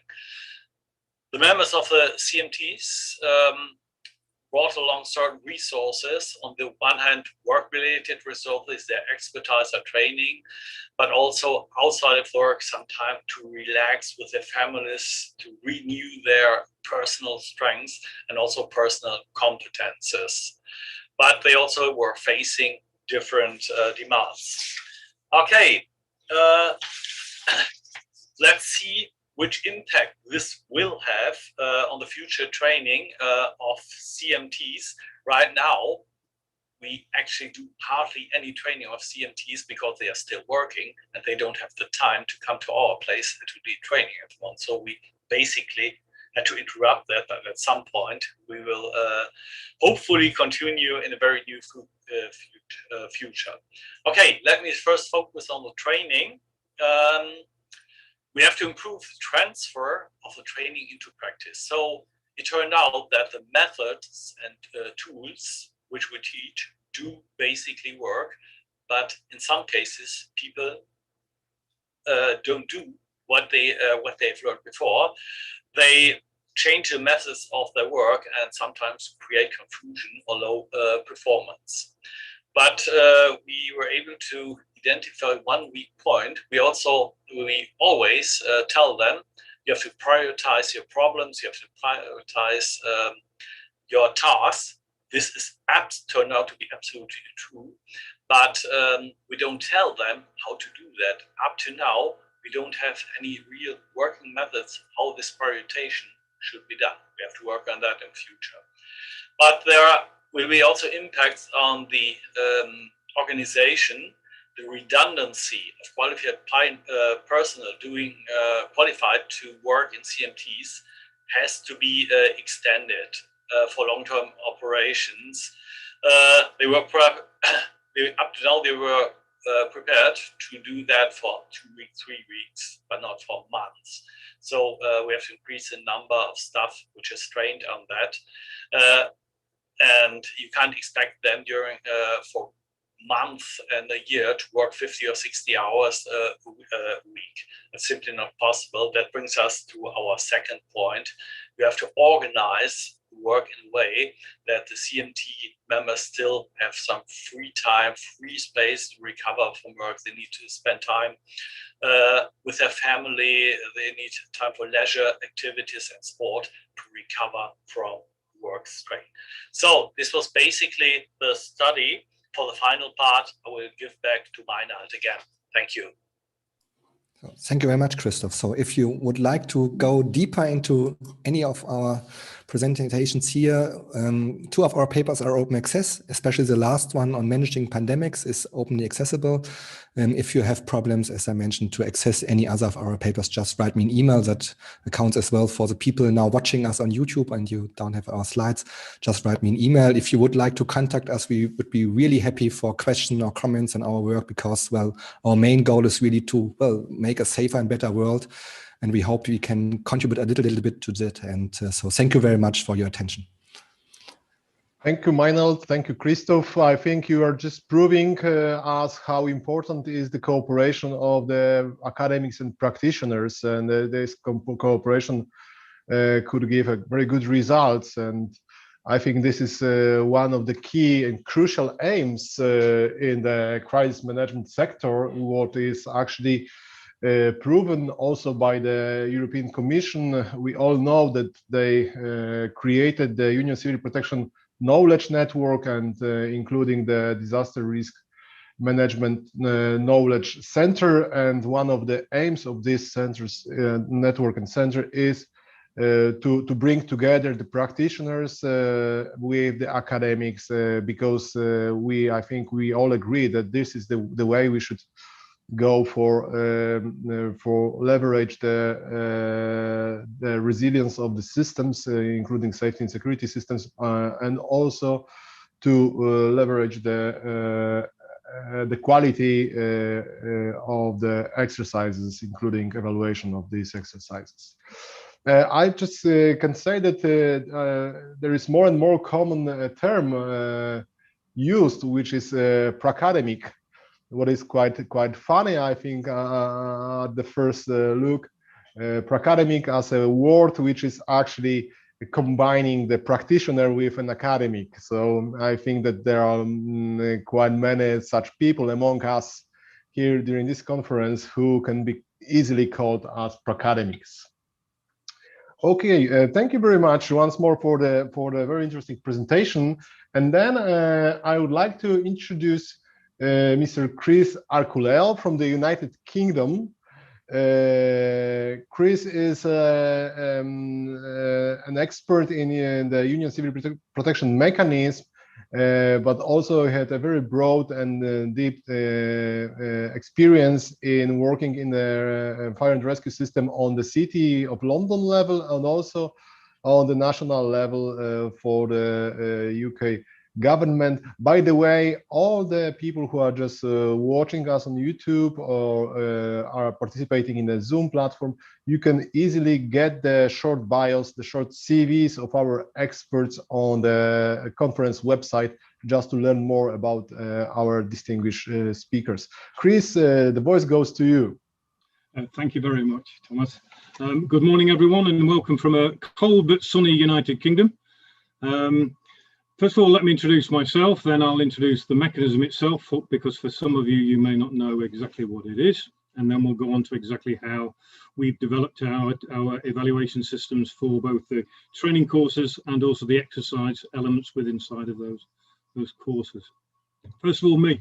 I am an old man now. I've been around for a long time, but I'm actually a child of the mechanism. I joined one of the first training courses in 2003. And still continue to this day. I have some experience in attending all the courses, all the exercises, and also have been on some missions. So from a mechanism point of view, I'm somewhat of an old bull. In terms of my disaster management experience, Thomas is correct. I served for 31 years in the British Fire Service, retiring from the London Fire Brigade in 2009 as the Deputy Assistant Commissioner responsible for Special Operations. But part of my role was also to identify and mentor future leaders of the organisation. We also had an operational programme where we would actually, in addition to our training, we would respond as part of incidents, acting as mentoring officers. So although we were not the incident commander, we would be there almost like, we would call it in Britain, like the grandfather, who would advise, support, and encourage the incident commander to achieve both his personal and obviously our organisational objectives. In addition to that, I'm pleased to see that many of the participants in this conference are former participants and existing participants of the mechanism itself. And I've had great pleasure in actually giving personal feedback and evaluation to some of the colleagues who are actually participating in this conference. So that's a great pleasure for me. In terms of the mechanism, the European Union Civil Protection Mechanism was established over 20 years ago. And basically it's a mutual aid system. It's a system where any European country or any participating state, because the mechanism is not only the members of the European Union, it's also other European countries, some that are involved in the European Economic Activity Area and others. So over 30 countries participate in that. It was initially established so that any of those participating states could request assistance for any crisis management or any disaster manager, and that a system would then be operated to send whatever assistance was needed. That has now progressed to become an international response system outside of the European Union. into the world, into any third country, can now request that assistance. And any major international organization, for example, the World Health Organization, the United Nations, can actually request our assistance directly. So we've developed a training program over many, many years. Some of the courses developed a system of evaluation. This was primarily because of a selection criteria for further ongoing development, but this was unofficial. But it clearly was identified a great need and a great value to evaluate not only the exercises and the team's response inside those exercises, but more importantly, the individuals who formed those teams and how those individuals responded, how they developed, and their needs. But of course, as part of that, each individual comes from a different country, they come from a different organization, which has different organizational culture, different country cultures, and different backgrounds and different training. Yet we have to bring all these elements together to achieve effective and successful teams in some of the most difficult situations of international crises. So the evaluations were absolutely critical to the success of the mechanism. And I'm pleased to say that after many years, we have now established a formal evaluation system, which has been adopted into most of our core progression courses, which I'll discuss as we go over. The main learning point I want you to receive from my short presentation really looks at behaviors. It looks at individual behaviors, it looks at team behaviors, it also looks at organizational behaviors and why those behaviors are as they are. And that's because of, as I've discussed, cultural issues, whether that's a country cultural issue or an organizational cultural issue, or even a personal cultural issue. But it also looks at two key elements which are uncomfortable for some organizations and for some individuals to understand and address. And those two words are competence and capability. Now, an individual's competence is based around their experience, their training. Their capability is what their mental and physical attributes are, and they cannot be changed. Capability cannot be changed. It can be adapted, but it cannot fundamentally be changed. However, competence can. Training is about developing an individual's competence. And I think sometimes our exercise evaluations don't look at that clear area. If you look at a person in the field or a team in the field, and you will look at the objectives they've been set and whether they achieve those objectives or not. And sometimes exercises almost are planned to fail. And they're not planned to fail deliberately, they're planned to fail by default, because either the plan is not a good plan, there is no plan, it is the wrong plan. Chris, can I just ask you for a break? Do you just changing your slides? Because actually we are seeing only... Yes. No, I'm not changing my slides yet. Okay, so that's introduction, Thomas. Okay, good. Sorry for interrupting. No, it's not a problem. Right, but we'll move on. We'll move on to this first one. So what we identified is the absolute need to develop a system. And this was not easy because we had to convince over 30 countries that this was needed, and what would the form and style of that be. But what the main objectives of our evaluation system are is identified in the slide, and that is the provision of assessment of student/participant competence and ability to deploy as part of a mechanism team. So we are looking at a system that identifies individuals who are able and competent to respond as part of a mechanism team, either into a European response system or even into the international response system. The issue that we have is that an individual may be competent to operate a piece of equipment in an international environment, but they may not be competent to deal with the political or cultural issues inside of that. So it's a many-faceted system which we try to make as simple as possible. And that's not so easy to do. And of course, as part of our evaluations, clearly it identifies both an individual's need to develop, but it also identifies, and this is where we have we are still developing ourselves, is how the organizations that provide those individuals, how they can identify their organizational needs and also the individual's needs to develop to become part of our mechanism.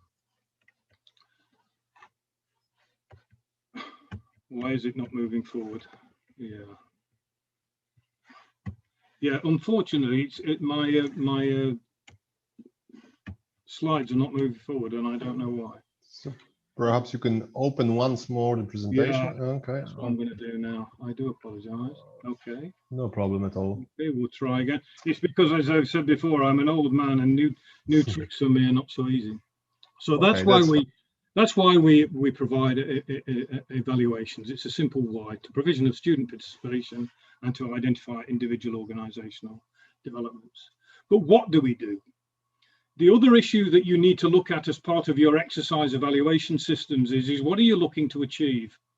There are different levels of competence, there are different levels of objectives, and there are different levels of ability.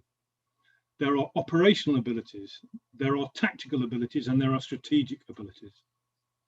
A good operational commander does not necessarily make a good strategic commander, and the same the other way around. A good strategic commander may not be a good operational commander. And this is something that you need to identify. At what level do you expect the individual to operate? At what level is this exercise designed? Is it designed at the operational level? Is it designed at the tactical level? Or is it designed at a strategic level? And that will then identify an assessment of the capability of the competence of both the individual and also of the teams. And I'm pleased to say that I think the mechanism has done that in our core training, in our training progression system.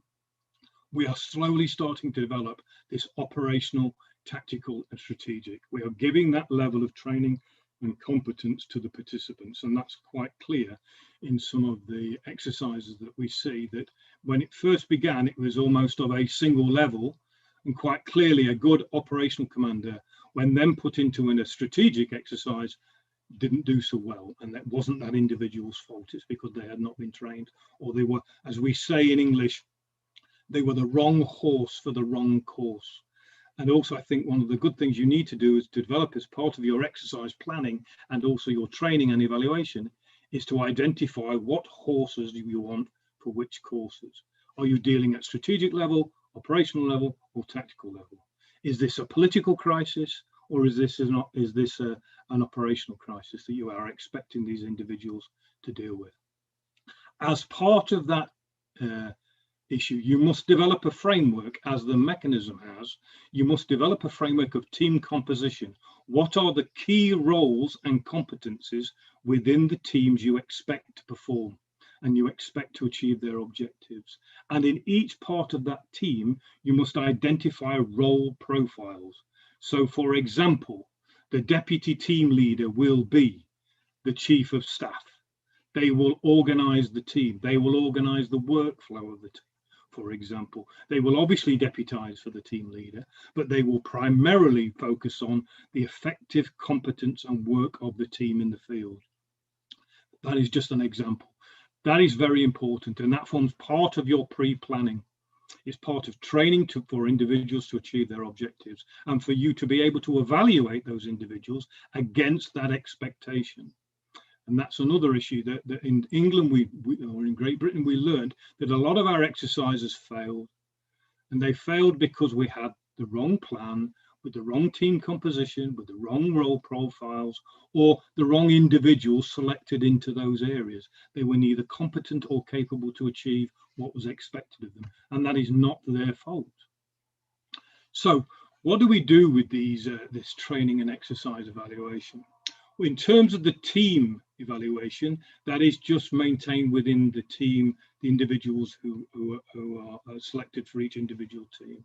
It goes no further. We will do a team feedback on their achievements, their objectives, etc. But specifically, we have developed a system, an evaluation system, that is fed back to the individual. It is private to the individual at the time of giving it. And we do both a dynamic feedback and also a formalized and structured feedback.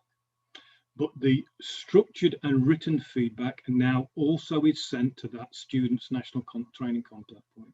So from whichever organisation the participant that takes part in our training, we will send a written feedback to that individual, whoever it is within inside that organisation. The team assessment and feedback, as I've said, remains just with the team. And we have a formalised and structured written individual feedback system, which obviously the individual can contribute to. They can sign to say they accept.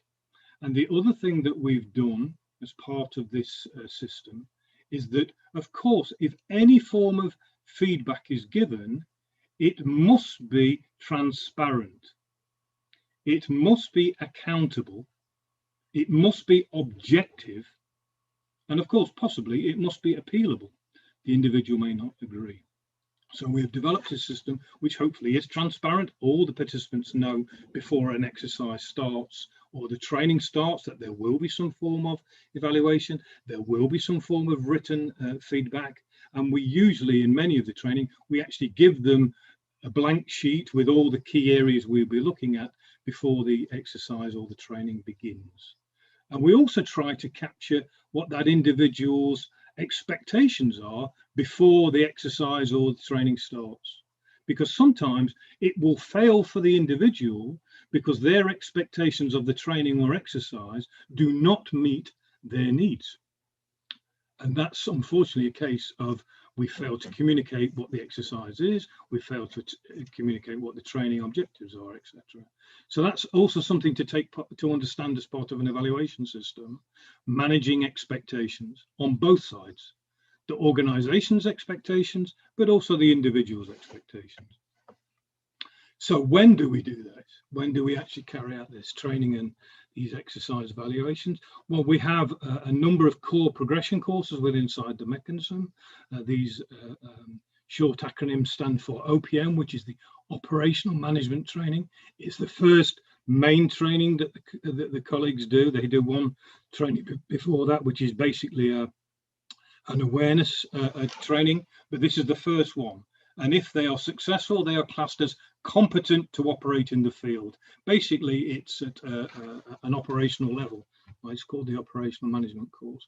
So it says that they are able and competent and capable to operate in the field as part of a team, with no specific role, no specific function, and certainly no specific leadership role. The next training is the Assessment Mission course, which is specific to giving the expert the ability to assess what is happening in the field, assess what the needs of the disaster are, assess what the needs of the host nation are, etc., and then try to match those needs to our response mechanisms. Again, I would say that's probably operational, maybe tactical. Next course is the Staff Management course, which looks at how a team operates, basically a Chief of Staff course, but we're not allowed to call it a Chief of Staff course. I would say definitely that's operating at the tactical level, beginning to look at all the issues that a strategic commander would be looking at. We have the course in negotiations, and the final one is the high-level coordination course. Certainly the course in negotiation is a specific skill course. It looks at negotiating in international environments and all the skills and competences that you need. The final one is the high-level coordination course, which I've met many of the colleagues who are probably participating in this session. It is the final course. It is the strategic course. If you're successful, it identifies you as capable and competent to certainly be a deputy team leader and potentially a future team leader of a full mechanism response. The feedback that we do, we give it dynamically. So during the exercise, if and only required, we will give some form of dynamic feedback. And this is the difference between evaluation and feedback. Evaluation should not be interjecting and trying to change the flow of the outcomes.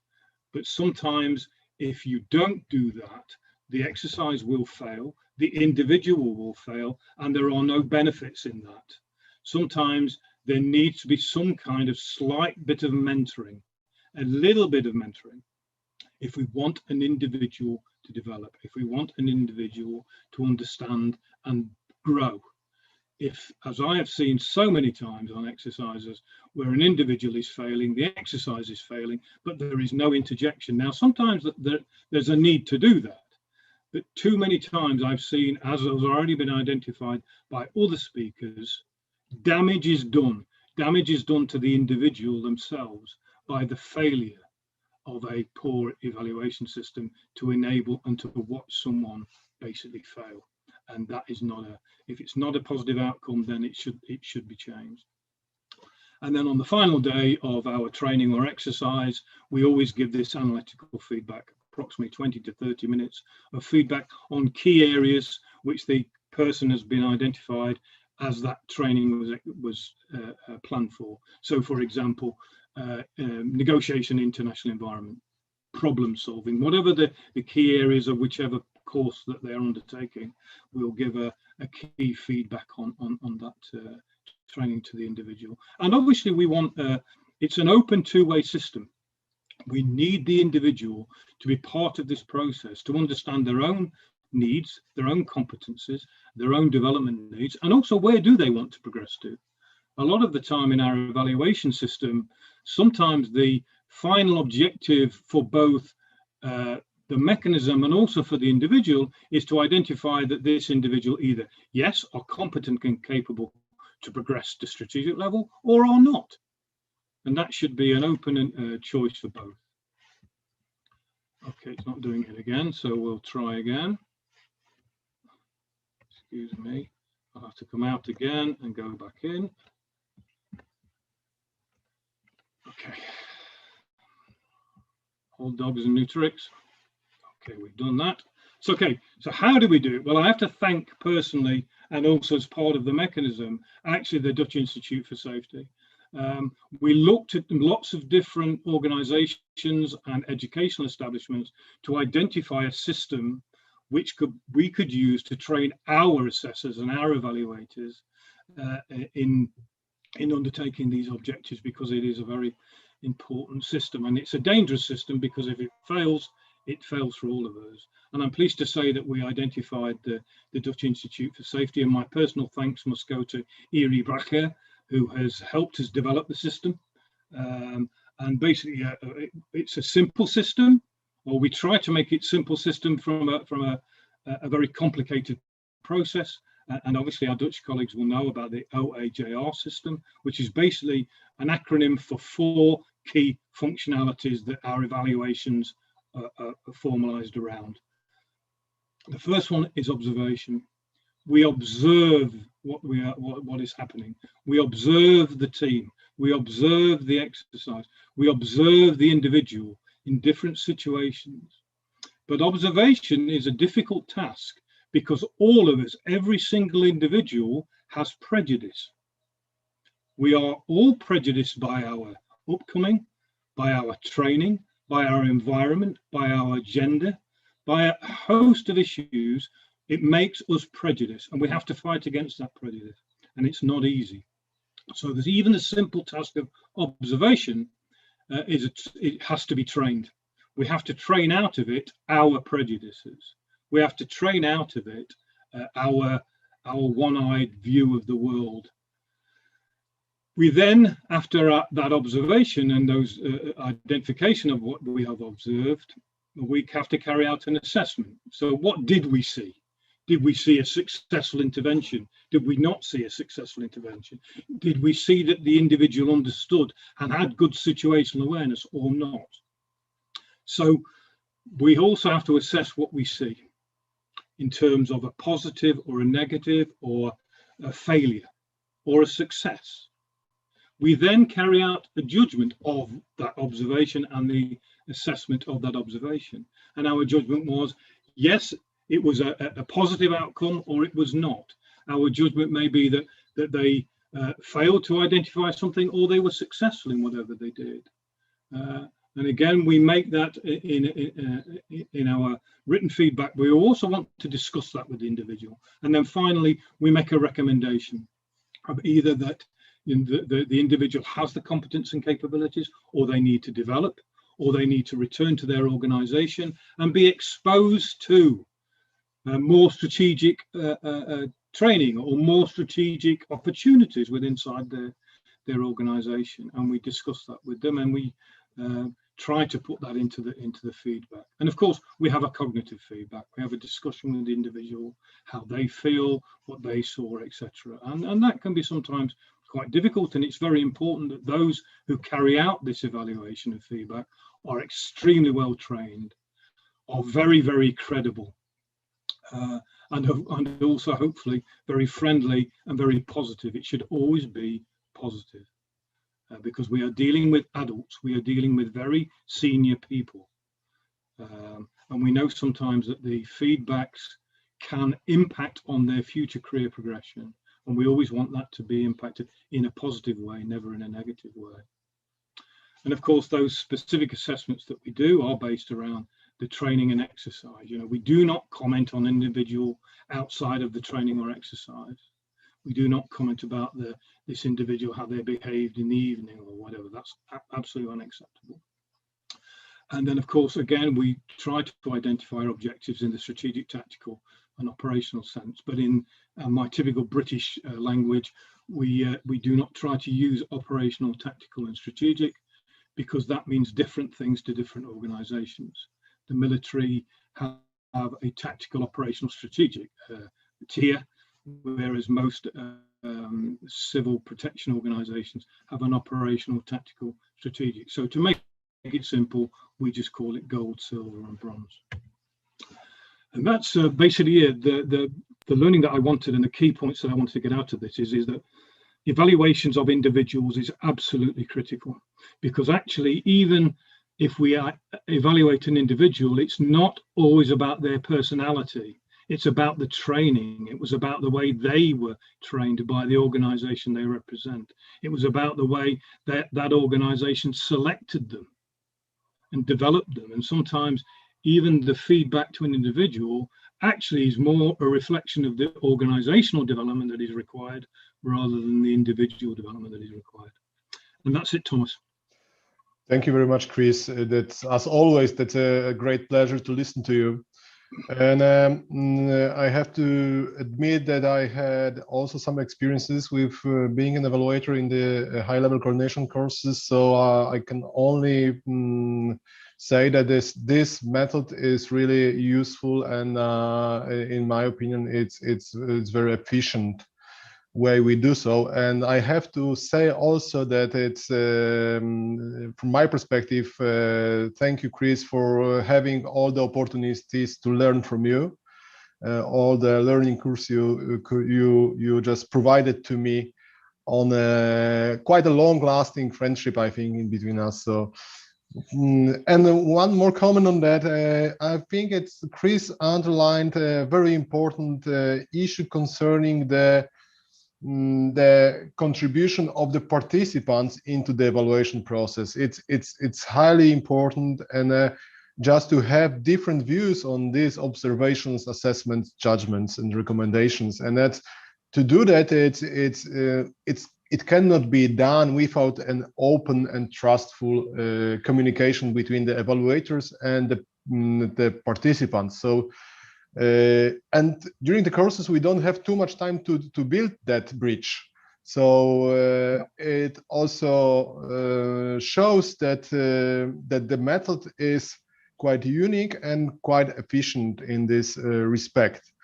And the last comment for this is, Chris mentioned again the IFV from Arnhem and the person of Erie, and I think it also is an example how the cooperation between different people, different institutions could build up for the common benefit of the UCPM and also individual nationalities and their exercise.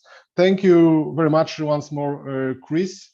And now we go to Paolo Vaccari.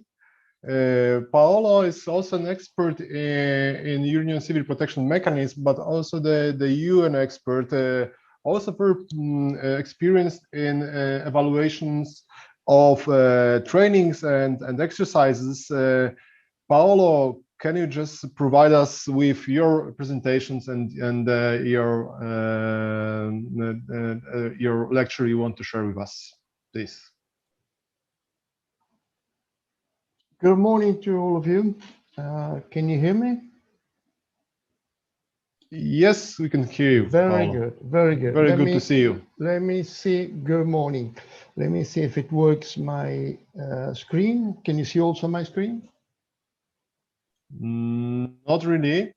We see you right now, and then I share my screen, but it seems that it doesn't work. Okay. Let me see. Let me see. Try again, please. Let's try again. Just 1 second. We are exactly on time, so we are not in a rush. It's from the time-wise perspective, we are in a good course. So let me try. Don't worry. Let's see if it works. That reminds you, old men and new tricks, huh? Yeah. Good morning. Morning, Paolo. Okay. Yeah. Now you can see my beautiful desktop. Exactly. Okay, let's see if it works. It works now? Yes. Yeah. Very good. You can get started. Let's start again in a more formal way. Good morning to all of you. It is a pleasure, but mainly an honor to be part of this great day. I really want to thank Thomas for the invitation and for the great organization. I already collect several ideas and reflection, very, very useful. And again, one very short comment from my side. It's very interesting to combine, let's say, scientific approach and operational approach. Put together different words that are working on the same field and having this very large perspective coming from all of Europe. Again, Thomas, many, many, many thanks. My name is Paolo Vaccari. I work for the International Relation Unit for the Civil Protection Department, means the national agency of the civil protection in Italy. I started my job more or less 20 years ago, and I was remember during the presentation of Chris Arculeo that I started to deal with evaluation more or less when I've been evaluated by Chris more or less 15 years ago. So I during my high-level course, and then since then I started to work in MODEX exercise, means a module exercise organized for the European Union and for the exercise, European exercise in organized in Italy, and in more in general, I work in started to let's say focus mainly on the training and exercise world, and I have to say that now I spend more or less 70% or 80% of my time dedicated to this field. Today, my idea is rapidly giving an overview about what is the process of evaluation of European exercise, a Union civil protection mechanism, full-scale exercise using the correct terms introduced by the European Commission. And I will use a practical example, an exercise that we organized, host in Italy in 2018, exercise called NAFLEX. NAFLEX unfortunately had a, let's say, quite complex history due to the fact that the exercise was supposed to take place end of 2016, But unfortunately, in summer 2016, we had a large earthquake in center of Italy, so we had to postpone the exercise for at least 1 year. And the exercise at the end took place in 2018. NAFLEX is a perfect example of what is a European exercise co-funded by the European Union. Is organized basically by a consortium of countries. You can see then the consortium sum up in these slides. Consortium has been led by Italy, together with Austria, France, Montenegro, Slovenia, Croatia, and we had also the participation of Russia as external participants outside of the European mechanism. Those kind of exercises are mainly an opportunity to test at the same time the national system of civil protection together with the cooperation of several systems of civil protection from other countries. So to see the collaboration and the cooperation between different countries. But mainly is an opportunity also to show to all of Europe system of civil protection at the national level. I'm stressing, I put this kind of observation since the beginning because it's quite important to understand that is for every country the opportunity to host European exercise is a great opportunity to show their system. And how is connected this with the evaluation? It's connected because I would say that a national exercise like this one with international effects need to be an exercise that works. So to evaluate this kind of system is not easy. It's a very delicate issue, to be frank. I'm honest, I'm going directly to the point. For several years, I observed that many European exercises has not been evaluated in depth. For this reason, because it's a delicate issue. Personally, I was one of the person that stressed the point to start a proper evaluation system in our exercise. And we started this process in 2013 with European exercise. Then we moved to exercise organized in the Balkans, and we arrived to the NAFLEX with a more systematized system of evaluation. What was the NAFLEX design? The NAFLEX was at the same time 3 exercises in one. Common post exercise, a tabletop exercise, and a full-scale exercise. What we proposed to the Commission and to our partners was an exercise to be run more or less as 3 exercises in an interconnected way. So this means that in the first day, we organized the common post exercise, focused mainly on the activation of the system of civil protection.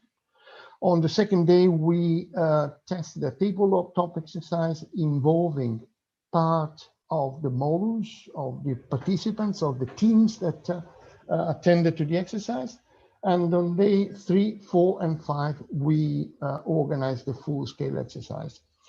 I have to tell you that this model it works and has been some logic because we put together the 3 forms of exercise and we connected and we gave a logic, a fil rouge and a logical way to conduct the exercise. This is the area where we organize the exercise, basically the Gulf of Venice, and we based the scenario on a large flood, historical flood of the area. And that was in this map. You can see the deployment of all the teams in the area of the Veneto and the Friuli region. What is the evaluation for European exercise? Basically, it's part of the contract that we have with the Commission, but part of being a part of the contract, explaining what is the reason why we do that we have to do the evaluation. It's not exactly explain how to conduct the evaluation. There's not, let's say, a schema guideline that introduced on the way to produce the evaluation. So basically what we had to do since the very beginning was to define what we want to evaluate. And we had to develop a methodology and a process and the tools. And we had to select lead evaluator and then an evaluation teams. We had to recruit the evaluators and to conduct pre-exercise evaluator briefing in order to ensure that the system it works. How we define evaluation, because again, in the contract with the Commission was not exactly explained what to expect in terms of evaluation. We don't have any kind of a reference point on the evaluation for exercise like the European exercise. So what we definitely analyze is that evaluation is not judging, because this is exactly what has been explained also by Chris in the previous presentation. We need to use opportunity to support organization and individuals in their process of learning, in their process of exercise. And judging, when we talk about adult people, when we talk about organization of professional, it's I would say is a bad word. So we have to be careful in using, in analyzing what and let's say designing what is the concept of the evaluation. What was our aim basically was to gain awareness, high awareness and on the development, identify the strengths and weakness of the system, and suggest where to focus in the future. At the same time, we evaluate the system, the design ourselves. We evaluate what we design in the exercise and the performance of the participants. So we evaluate the full process. Okay, so the exercise design and planning. We evaluate our capacity to manage the exercise and the activity of the participants, basically. We focus both on the international objective, and we try to put together to benchmark what are the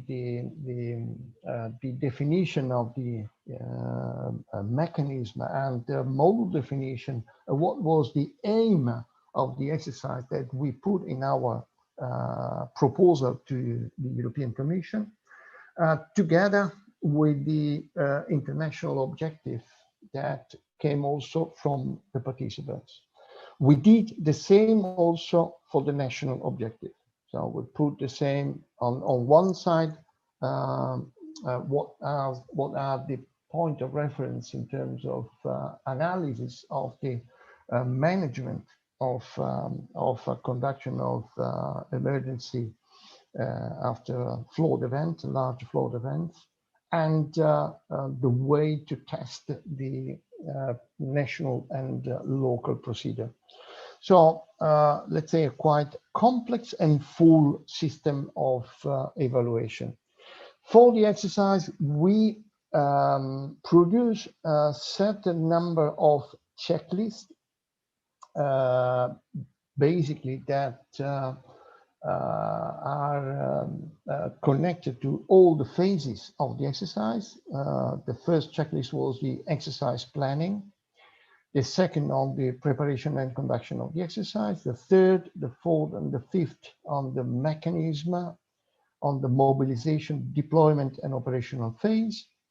Then we had a checklist on the UCP teams, a checklist for the modules, and last but not least, an evaluation of the evaluation experience we had. So again, one of the main point for us was to ensure that we made evaluation of all the process of the project that we conduct. Okay, so I will. It seems that I need to skip those details about all the checklists. However, all this information and my presentation is available for those who want to go in deep. And at the end, for those who want, I will provide also the final document for the evaluation of this exercise. So I will skip this part related to the checklist. This is the example of the documents that we prepare in terms of in a way to ensure that the evaluator were able to conduct their job, because it's also important that you have the right instruments, the right tools to work to conduct your evaluation. The building of the team, I have to say that this has been the most delicate issue. We involved in the team of the evaluators, basically all the countries that were part of the consortium. We had a lead evaluator that has been identified in our teams of designers of the exercise. So the lead evaluator has been involved since the very beginning of the exercise or the design of the exercise, in a way that she understood perfectly what was the way of working, the way of develop all the design of the exercise. Then through our national focal point for the all members that were part of the consortia, we identified the evaluators, and we built these teams in advance before the exercise.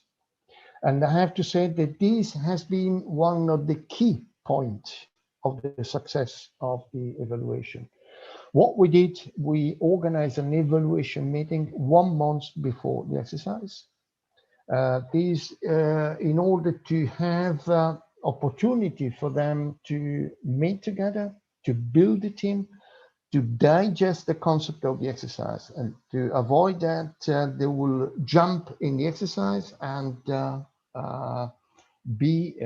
let's say, to discover what is the reality of the exercise.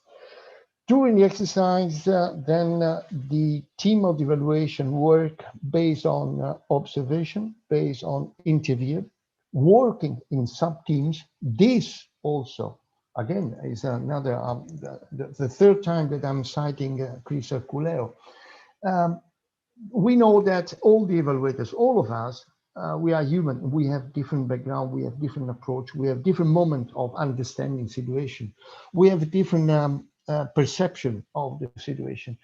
So what we did with our evaluation teams is also giving them the opportunity in working in sub-teams and rotate in order to have the same experience with different evaluators, in order to give them the opportunity also to share their experience and to see how they perceived a problem, how they perceived a situation, and how they analyze the conclusion of a situation. So again, they work based on observation, interview, and sub-teams. They use the checklist. They used to have daily evaluation team debriefing. And then at the end, we had the final debriefing. After the exercise, we gave time to the evaluators to digest their job, the work done, and to support us in preparing the evaluation.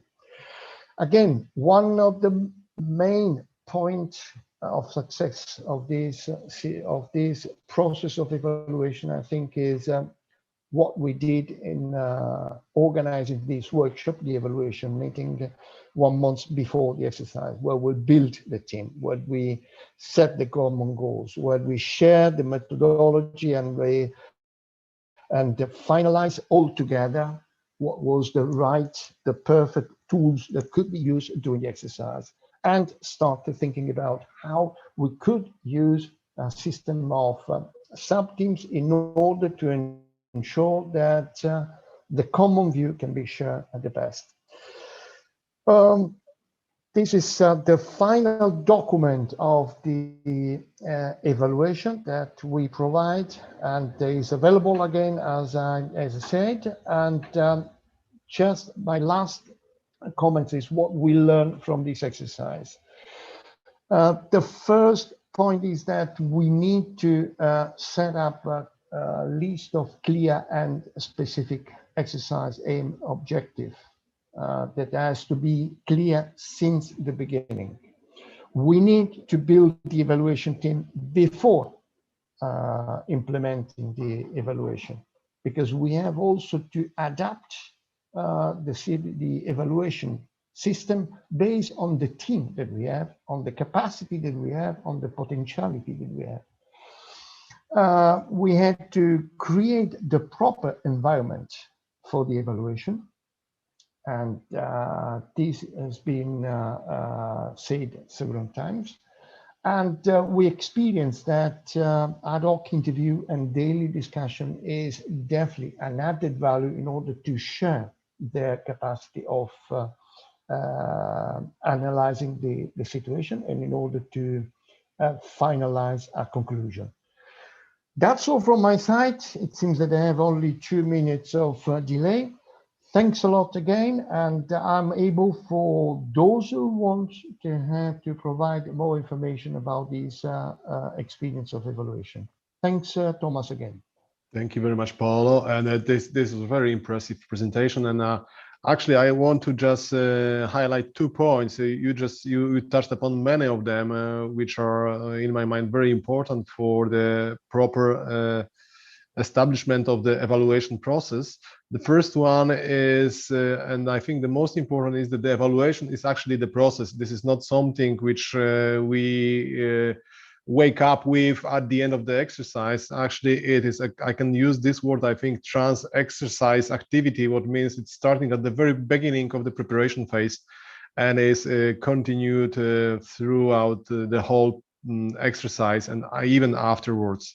And the second point is that this is also a delicate issue, especially in the international context, and even more, I guess, in the intercultural context. It could be a very delicate issue, but on top of it, the exercise without a proper evaluation is decreasing a lot of value. I would even risk the statement that it starts to be useless if we don't have the evaluation included in that, with the results and outcomes of this evaluation. So once more, thank you very much, Paolo. You realized well that we are a little bit beside the time, but that's not a problem. We have some margin to during the break. So that's why I will just skip directly to next speaker, who is Dr. Erika Wichro. I know that this is typical Pracademic, as I called some of the people before here. And Erika is the independent advisor on crisis and outbreak management Austria. She is a medical doctor, and I have to say that Erika, that you just was awarded the award, international award. I'm just seeking for the exact name of that. Actually, yeah, perhaps, sorry for, perhaps you can just mention that, because I think it's worth to say that this is very, I think, honorable and extraordinary award. So that's why I want to mention it. But sorry, I couldn't find the exact name. Excuse me that. So perhaps you can just mention that. Erika, the floor is yours. Thank you very much, first of all. So the award is actually, it's 2 awards. So the one is the top international public health professional for 2020, and given by the International Association of the Top Professionals. And the second one is Empowered Woman of 2021, also from the same association. There is no possibility of being actually, inviting oneself. You have to be selected. So I'm really proud, but it's on behalf of everybody. So you all are an important part of that. Without further ado, I'm going to share my screen, and I hope it's going to work. Here we go. Oops. All right. So it should go now. Is this visible? Oh, sorry. Not now. Not now. All right. Let's try again. But for a moment, it was. It was. All right. Good. That's fine. There we go. So it should come now. Yeah. Wonderful. So I'll go into the presentation mode. So thank you very much again. If there's any issues, please let me know, because right now I cannot see you, but I do see the screen. So kindly just speak up if there's anything which doesn't work. So a very good day, distinguished guests and respected colleagues. I sincerely hope you and your family all are doing really very well and you are safe and healthy. I am deeply humbled to talk about the evaluation of exercises in public health facilities, in theory and the practice, from the position as an independent advisor currently supporting my country, which is Austria, with a cross-sectoral medical, public health, legal, economic, and ethical, as well as a psychosocial background. My 15 years of experience derive from international missions across the globe, in which I was really honored and pleased to learn so much from my distinguished colleagues who have actually made me really think about the whole concept of evaluation, but also the concept of crisis management per se. But I will go and come to that one later on. So being able to wear various hats has actually taught me and helped me a lot. Not only to switch the hats when I'm talking to people, but also to switch the language and the perspective when advocating among various stakeholders. So I'm inviting you to actually join me on why exercises in public health facilities, what are the definitions in place, public health facilities and crisis management, why, when, and what type of exercises do we actually use, how about the stakeholders and their importance, and then we'll look at the evaluation processes in terms of the scientific perspective as well as from a practitioner's perspective. And finally, I will conclude with a couple of lessons learned. So here, I would like to draw your attention actually to the multi-hazard analysis approach, which has been mentioned by the Global Disaster Alert and Coordination System, which I'm sure you're very much familiar with. And why I come to this point, this was a GDAX email sent from 4th of April, so very recently, is because there are countries which are really having those multi-hazard analysis and multi-hazard actually exposure. I have been working in 2019 in the Pacifics, and they are not only facing the consequences of climate change and anything which is related to that, but also, of course, they are also fighting COVID and so many other things. So here in this slide, I really would like to draw your attention again, multi-hazard information for decision makers. And I'm sure you're also aware of the Humanitarian Network Partnership Week, which is usually taking place in Geneva. And nowadays it's, of course, online in February or March. Now, let's come to the definitions. And the reason I'm talking about definitions is because it helped me in all different countries I have been working in to not only break the ice, but it also to really understand what is the current understanding from the various persons I have been working with, what their perception of certain definitions are, how they define certain things, and also, of course, to then ensure that if there is anything, like silo approaches or whatsoever, to convince people of the common goals and to pursue them for joint ventures if necessary. Now, as you are very much familiar with, the crisis is defined by the Oxford Dictionary as a time of intense difficulty or danger. Disaster are a sudden accident or natural catastrophe that causes great damage or loss of life. Safety is defined as the condition of being protected from or unlikely to cause danger, risk, or injury. And security is defined as the state of being free from danger or threat. So if we continue and look actually at the public health perspective, then it becomes already a little bit more, I wouldn't say diverse, but there's got to be more options in terms of public health when you look at the health of the population as a whole, or if you look at public health as a branch of medicine dealing with public health, including hygiene, epidemiology, and disease prevention. And of course, public health facilities is defined as a facility or are defined as facilities primarily utilized by health organizations to provide public health services, including related facilities such as laboratories. And you can see on the right-hand side the types of health facility as defined right now according to the dictionaries. It's including also hospital, healthcare center, medical nursing homes, pharmacies and drugstores, medical laboratories, and research. And I think given the current COVID pandemic, some of them might not have been considered as public health facilities, even though they fit into the definition. So when we look at the healthcare public health, it's actually something which is concerned with maximizing the population benefits of healthcare and reducing health inequalities. And I think that's really important because we usually look at reducing negative health impacts, but not necessarily at the inequality perspective. And that, of course, is not only targeting individuals and those who have a voice and can speak and have the means to do so, but also marginalized groups and others. And it engages also the access and availability of quality care.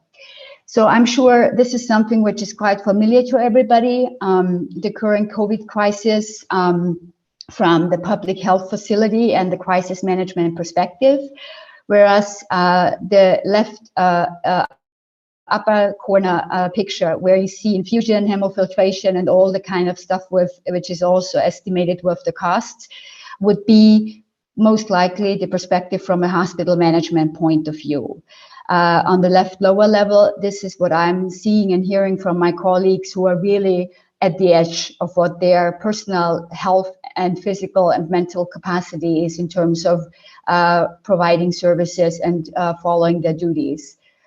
So it's really a dear situation in some of the places. On the right upper corner, you see the patient flow in COVID treatment centers. And here we can see actually that there is a very broad range of different approaches on how COVID is actually being tackled. And the right lower corner, you see like an IMC, which means an intermediate care, or a place where COVID patients are being treated, which are who are not too severe. Otherwise, they would be ICU, needing ICU care. So why, when, and what type of exercise do we actually apply? I do start with the why and not with the when. Why? Because people are more likely to follow if there is a purpose and objectives are clearly defined. And I think the circle you see here on the left side of the screen is actually the need for training and skills enhancement, or to actually ensure that skills are being routinely so routinized that the likelihood of errors is going to be diminished. Given the complexity of things, and also the complexity and the diversity of professionals in public health facilities, that really is quite demanding. So it really requires to engage everybody who is somehow representing a group of professionals. So it starts with identifying the desired outcomes. It follows then with the design of suitable training or exercises, then the delivering of the training or exercise, followed by the review outcomes of training or exercise, and then where desired outcomes achieved. And then you can actually distinguish between either no, there is no desired, the desired outcomes were achieved, or yes, they were achieved. And of course, then it goes in different direction, but I don't really want to go into too much detail in this one. The right side of the screen actually shows in a little bit more detail the exercise types and options, where you see the discussion-based options, which include seminars, workshops, tabletop scenarios, games, and also some public chats. While drills, functional and full-scale exercises are really operations-based and, of course, much more complex, much more resource demanding in every aspect. And at the end of the day, of course, when you have an exercise at the public health facility, it's not just about the training goals and the exercise objectives, but also about the lessons learned and how are they going to be implemented for the future. So here we have the types of exercises in a little bit more detail, also with a beautiful graph on the right-hand side, because as I said, the complexity goes up with the capabilities, but also what is needed in order to do, let's say, a drill or a functional exercise and a full-scale exercise as compared to games, workshops, seminars. And here, once again, the different types of exercises as defined. I think a tabletop exercise is probably one of the mostly used exercise types, because it's mainly discussion-based and team members meet in an informal classroom, in an informal way or classroom setting to discuss their roles during an emergency and their responses to particular emergency situation. The facilitator guides the participants through a discussion of one or more scenarios, whereas the functional exercise takes the crisis preparedness to the next level, and typically it's run at a faster pace, as we all know. Here we include more than one team that responds to simulated events within its own environment, and the full-scale exercises as close to the real thing as possible. I've seen and participated in several full-scale exercises, and they were really incredibly demanding in terms of the assets and the resources in order to actually make it work. So that brings me to the stakeholders and the importance of the stakeholders. One of the things I really learned throughout my international missions is, and even here now in Austria, it's visualize the stakeholders. The variety and the diversity of stakeholders is incredible. So there is a lot of treasure, but at the same time, there are also quite a few pitfalls in terms of political influence, the willingness or the lack of so in terms of leadership and influences. So when we really pick them up of where they stand, who are they? What are their roles and functions? What do they need to perform? What are their assets? Who are the influencing, the leading persons? It's not necessarily always the front person or the leader who has to say, but it's also the influence amongst themselves, within themselves, and of course the influence of stakeholders towards the public and so forth, and how to actually engage them. So I usually make this 4x4 table, and then really distinguish between keep completely informed versus regular minimal contact versus manage most thoroughly, meaning keep them as very closely, as close as possible, and those anticipating and meeting needs. Below there is a small graph which actually shows a different way of how a stakeholder mapping could appear. Now, coming from the stakeholders, I actually want to move on to a couple of tools, meaning the emergency management plan and some other tools which are being used at public health facility level. And the table on the left upper corner is actually a quite nice table, even though it says 2008, but it's still very much accurate because it has been just changed in the dates, and I had to use an older one to be able to actually use it, because it displays the different jurisdictions in terms of multi-jurisdictional, and that actually shows how complex the public health sector is. The public health sector and public health facilities, because of their variation in terms of professionals, but also in terms of their mandates. You know, a laboratory has different mandates and of course duties. We all know that. But once you have a crisis, once you actually do exercises and simulations, basic things which are assumed to be known and really drawn in flesh and blood are actually being forgotten quite easily. And that's quite a challenge.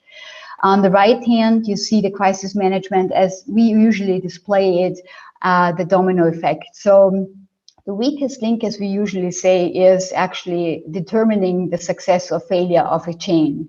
And that really applies very much so.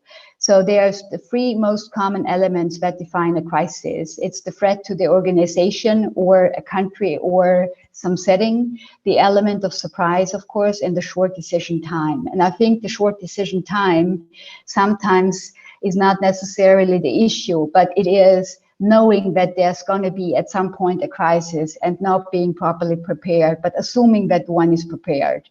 And this assumption is really something I'm trying to completely withdraw from, because usually it's misleading.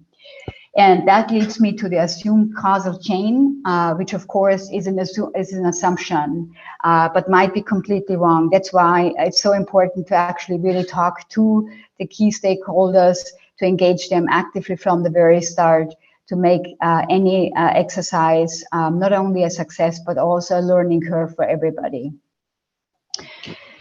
And that actually brings me to the exercise evaluation from a scientific perspective. So I have looked and participated in various exercises, sometimes as participant, sometimes as an evaluator, sometimes as actually somebody coming on behalf of WHO, because it was my mission to just kind of have a look from the operational monitoring, but more so from the strategic level.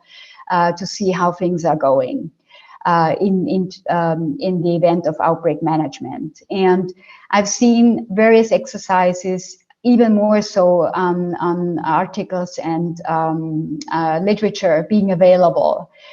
There's comprehensive guidelines and standard operating procedures. All are assuming no demographic and or other changes over time. And I think that's actually really a pitfall, because you have those standard operating procedures and you think it's going to be the same all the time. But actually, like COVID just proved, it's not. So the challenges are at the public health facility level, the rapid scale up and down, the rapid staff deployment and logistics, how to best utilize volunteers, communication and information flow, making resources available, thinking outside the box and creative problem solving, which I think distinguishes the human being very much so from any kind of robot or any artificial intelligence at this point. And of course, plan versus practice.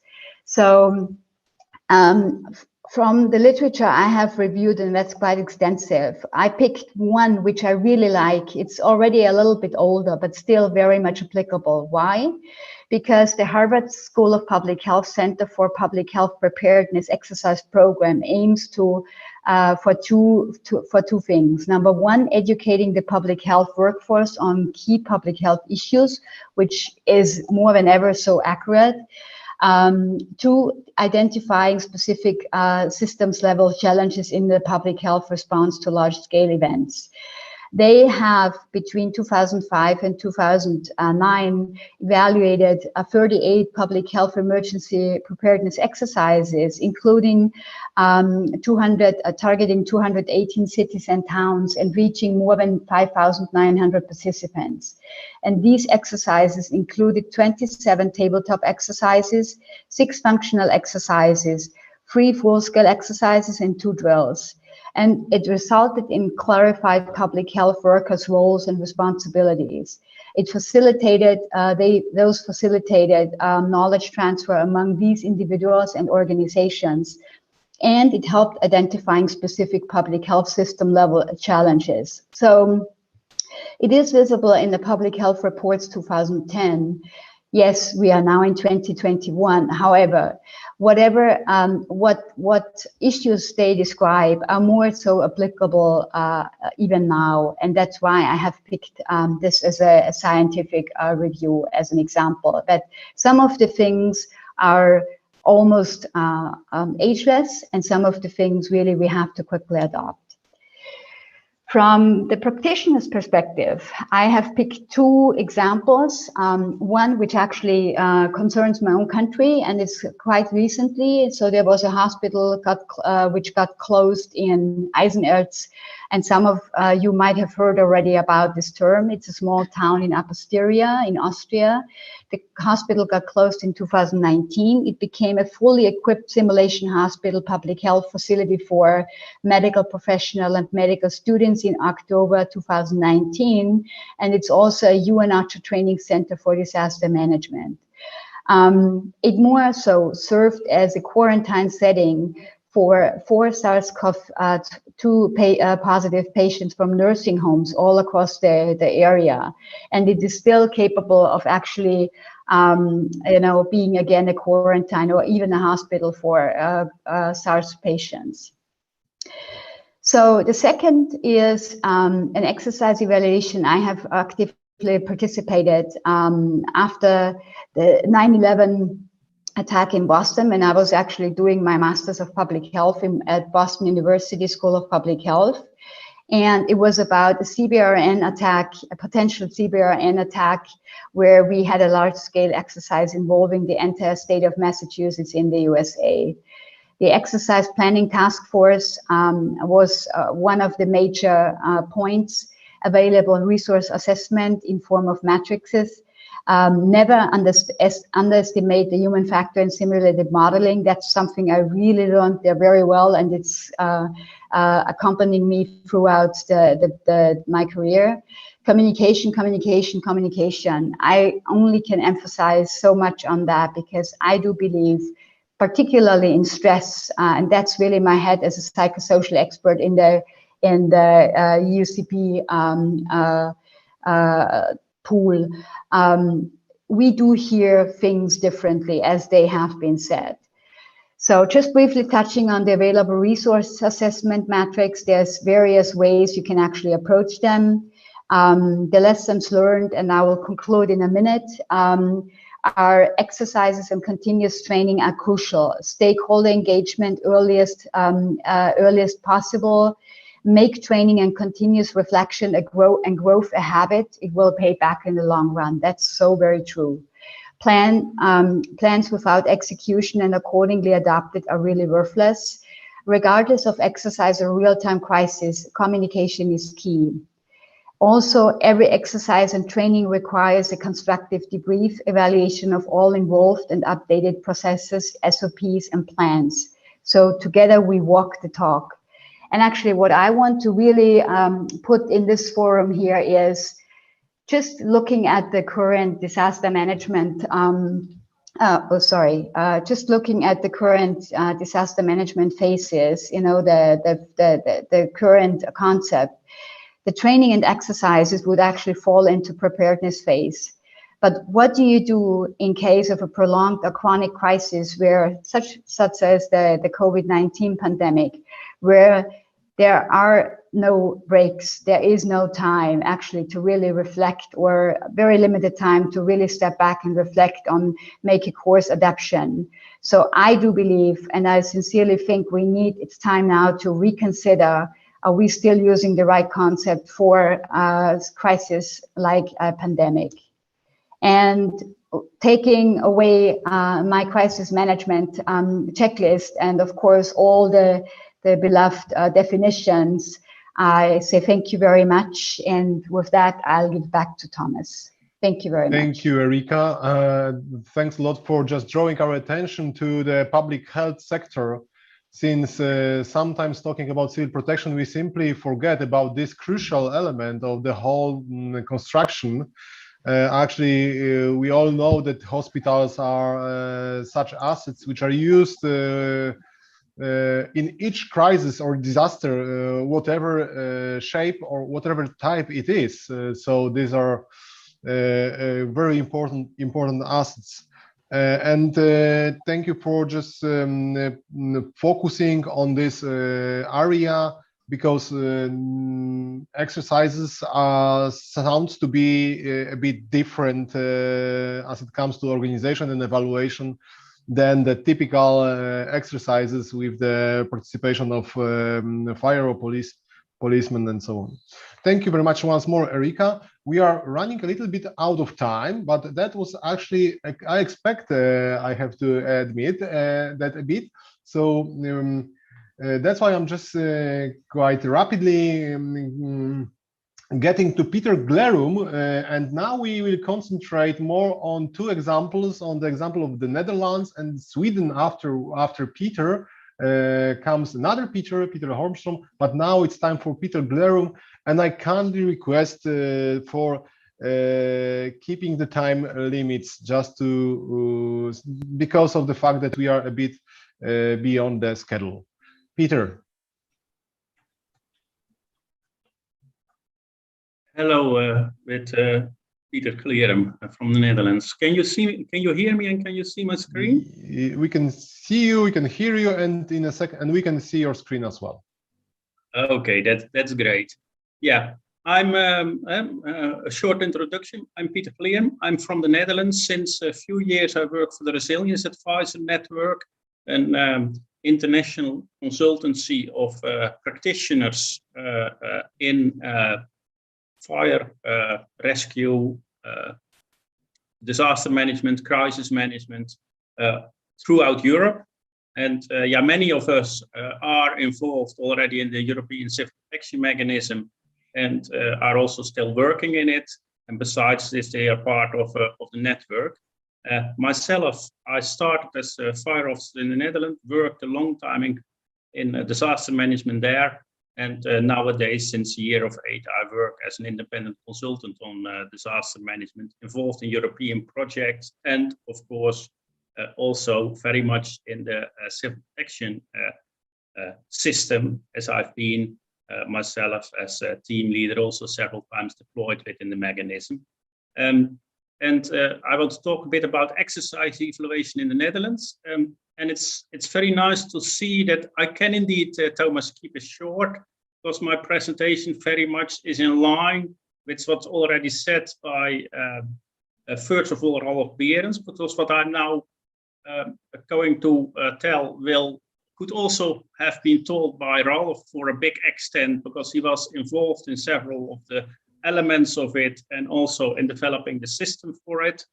And it's also nice to see that, in fact, what Chris is telling, how they apply a system of evaluation in the courses is in fact in line with how we applied in the Netherlands the same system in exercises. And when I see then also Paolo Vagari, how he talked about the exercise in Italy in 2018, you see, in fact, similar ways of thinking, where you will see that maybe it's not fully the same system, but it looks very much alike.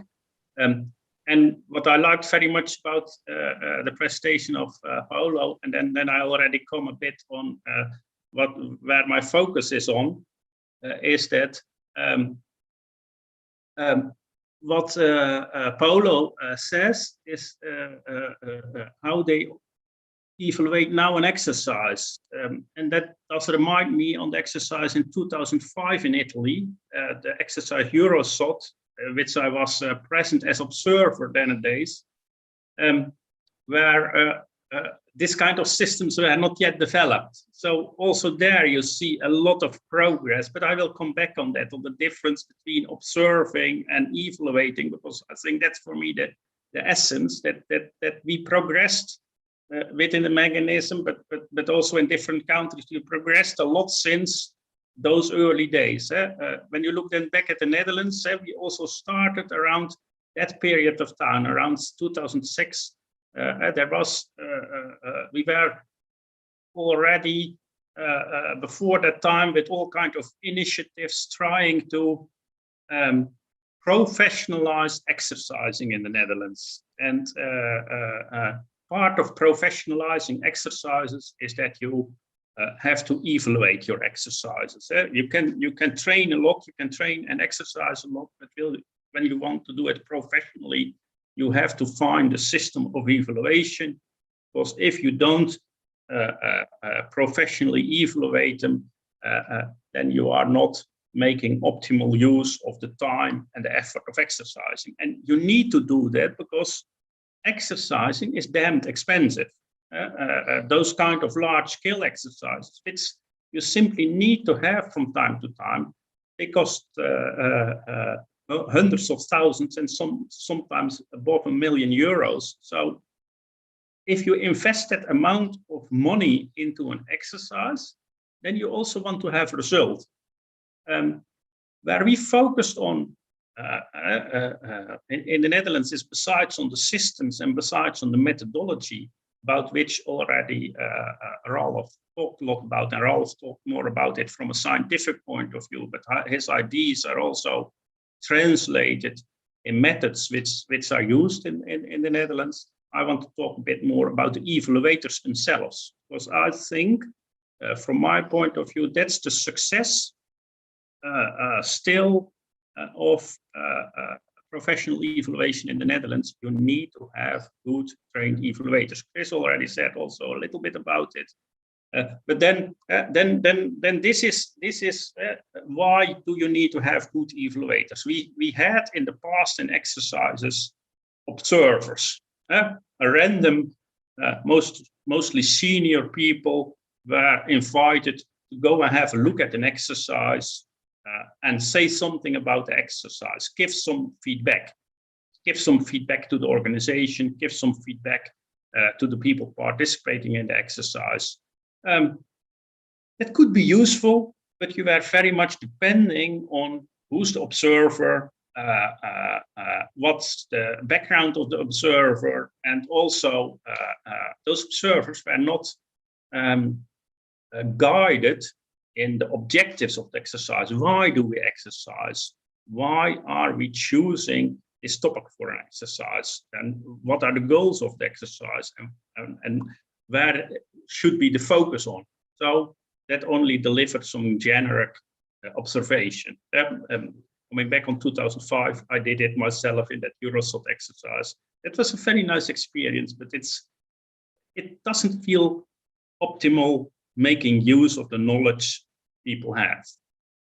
Then the second type of persons in evaluation are trainers, where Chris focused a lot on, I think, is the evaluation by trainers. If you have a training course, or if you have an exercise, you have professional trainers who are trained to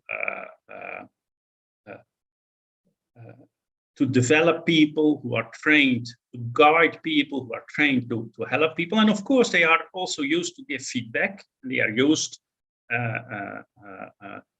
to interact with the students, and they can give feedback, but they are focused on the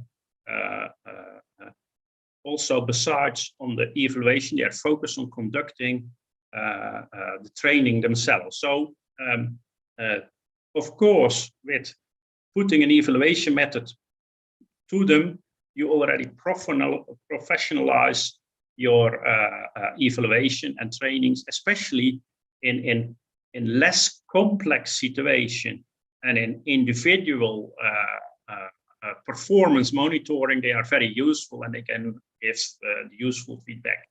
But if you have not so much training or an exercise focused on the individual performance, if you do a course to develop team leaders, of course, then the trainer is useful. But if you have a simulation exercise to simulate the whole response to an earthquake or to flooding, you don't focus so much on the individual response and the individual actions of a person. You look if the system works. And then you need to have people who are trained to look at working in that system. You need to have selected, experienced evaluation experts with, and that comes the same as Chris already explained, observing, analyzing, judging, and recommending. That are the principles what some evaluator needs to do. He needs to have a structured approach, pre-planned aims, pre-planned objectives.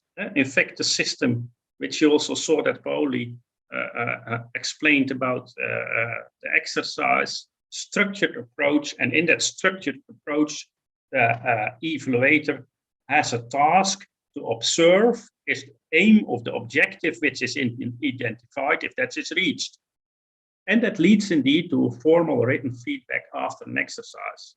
And that leads to an evaluation report. So it's good to see that if you are going to professionalize your evaluation, that you need to have evaluators who are fit to do that work. It's nice to see that this sheet was already presented more or less in a different composition by Erika. Evaluation is an essential part of your professional development. It's not about something nice giving feedback. No, it's meant to improve. You look at your outcomes, you review your outcomes based on the training, and are they achieved, you can progress. And otherwise you identify your gaps and you start a new cycle. So it's the idea is that through that evaluation that you organize your professional improvement. And then I think that this is the core of what I want to add to what's already said.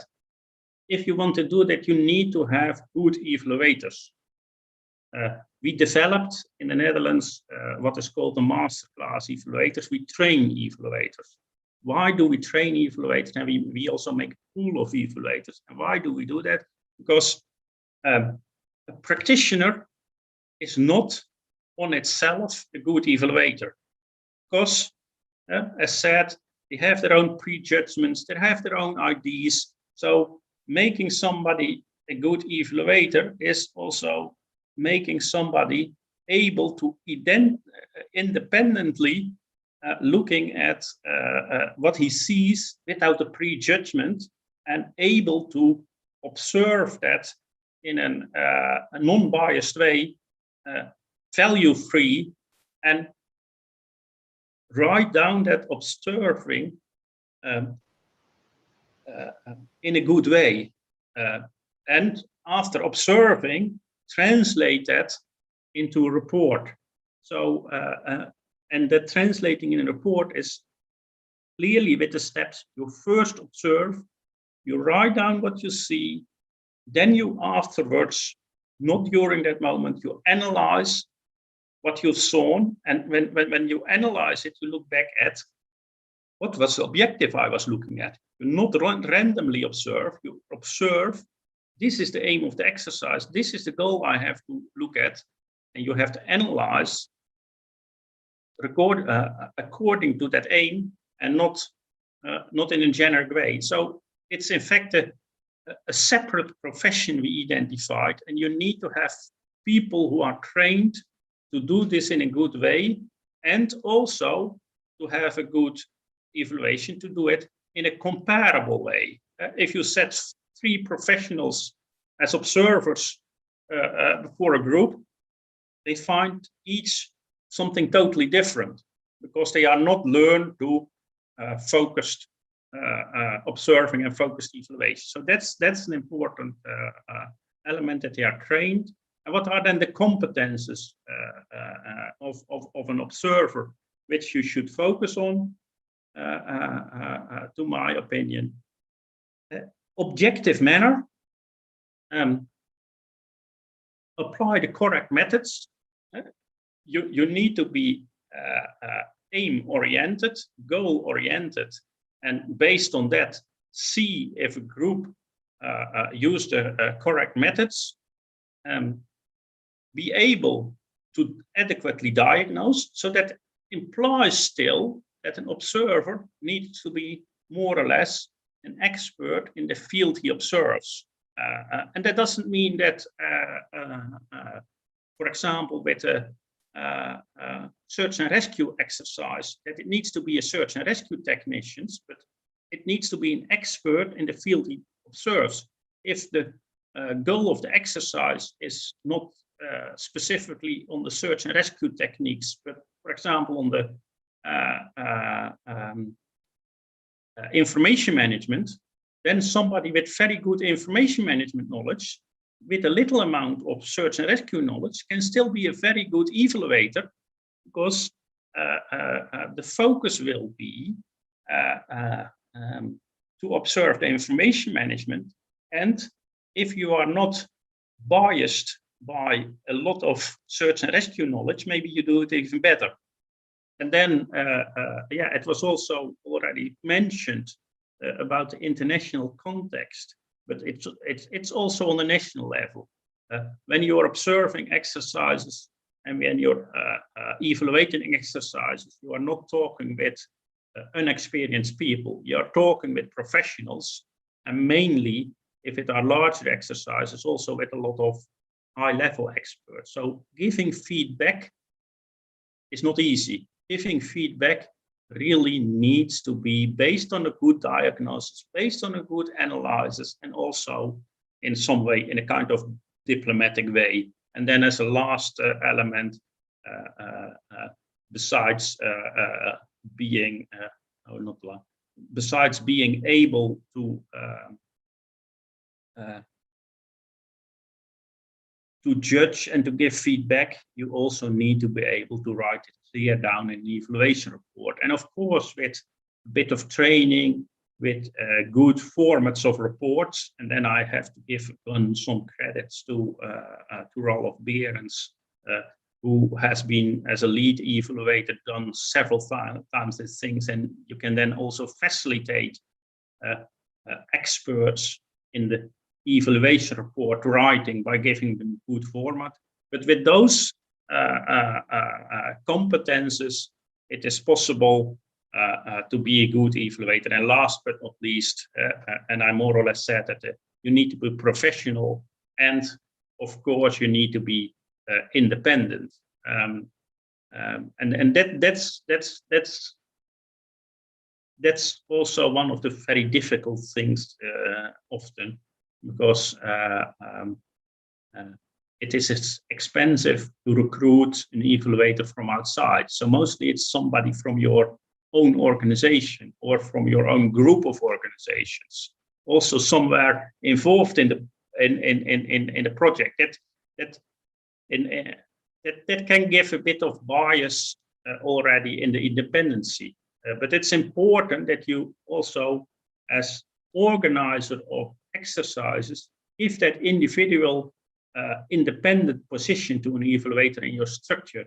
You must accept that when you organize exercise, that you have an evaluator who can be very critical on your organization. And if you don't have that organizational structure and organizational attitude, you can lose a bit of your learning possibilities, because as soon as you start to have professional evaluators, then also as manager of an exercise, they will have comments, or they will have suggestions, also if they say it positive, on your improvement. So this was, from my, I think, rather shortly, a kind of partly focus on how we look at evaluation, professional evaluation in the Netherlands. Of course, there needs to be a method in place, but I wanted to focus today on the criticality of professional evaluators and competent persons to do the evaluation, which is indeed, to my opinion, almost a separate profession, with at least ask for separate professional training. Thank you, Thomas. Thank you very much, Peter. I think it's very critical what you said, the role of the evaluator, and I would like to draw our attention to a couple of terms or issues you just raised up, like biases. This is the first time when we hear about this term in the context of today's conference, and actually this is a very important element of proper evaluation, just to identify and diagnose the biases, so whatever from they come at the end of the day, if these are biases connected to organization or the training or whatever else. But it is I think important to notice such things happens in exercises and take them into consideration in the evaluation process. Thank you very much for very methodological and pragmatic approach to the role of the evaluator, pointing out the key features and functions we are expecting from these experts during an exercise. And again, there was an issue of being a kind of a diplomat in evaluation.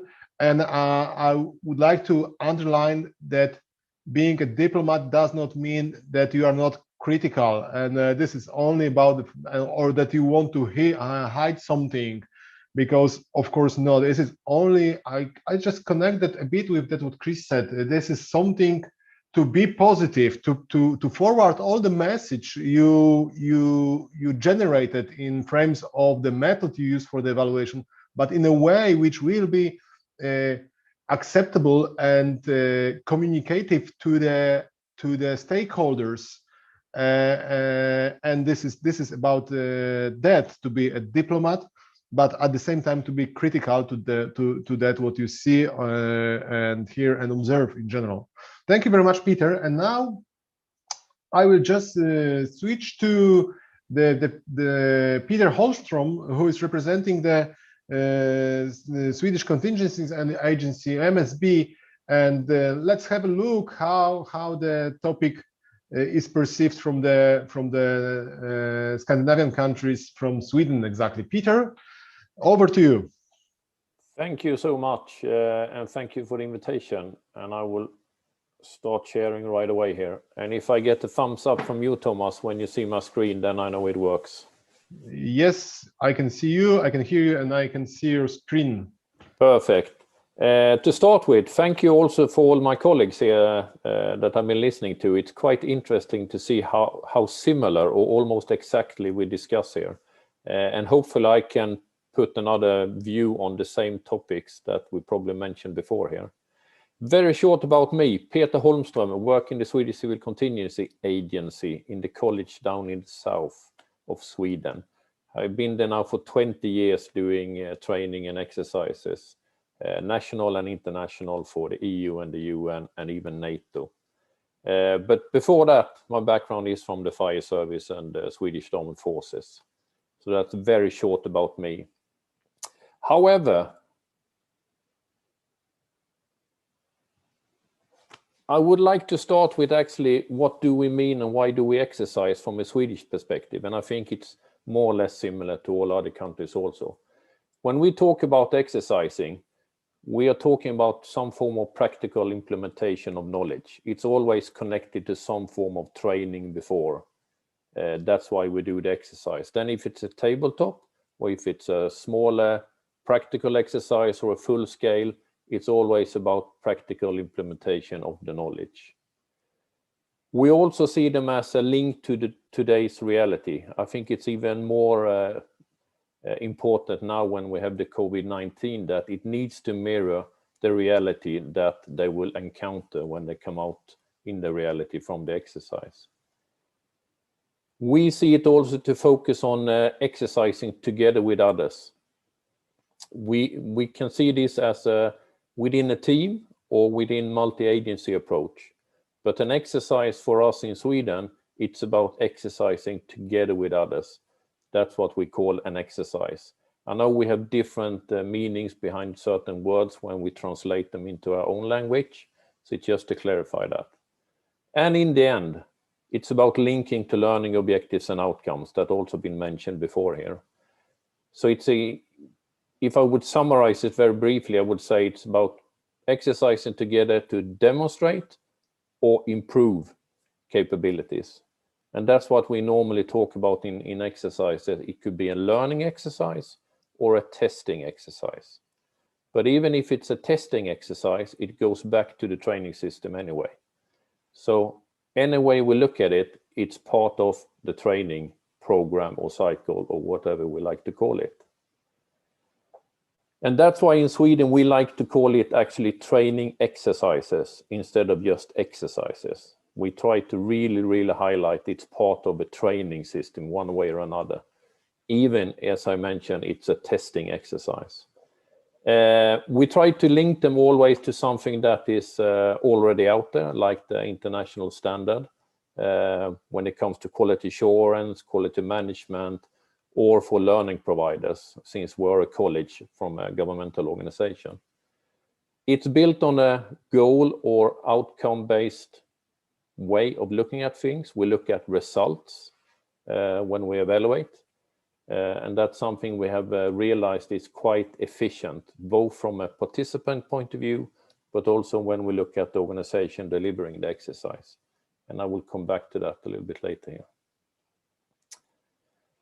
If you look at the international standard that is out there already, it's quite good to explain, training needs and training and why we need training. However, we have also looked at the Ohio University, and they made a slight different approach on this, where they highlight the evaluation as one of the main key things, together with monitoring and improving.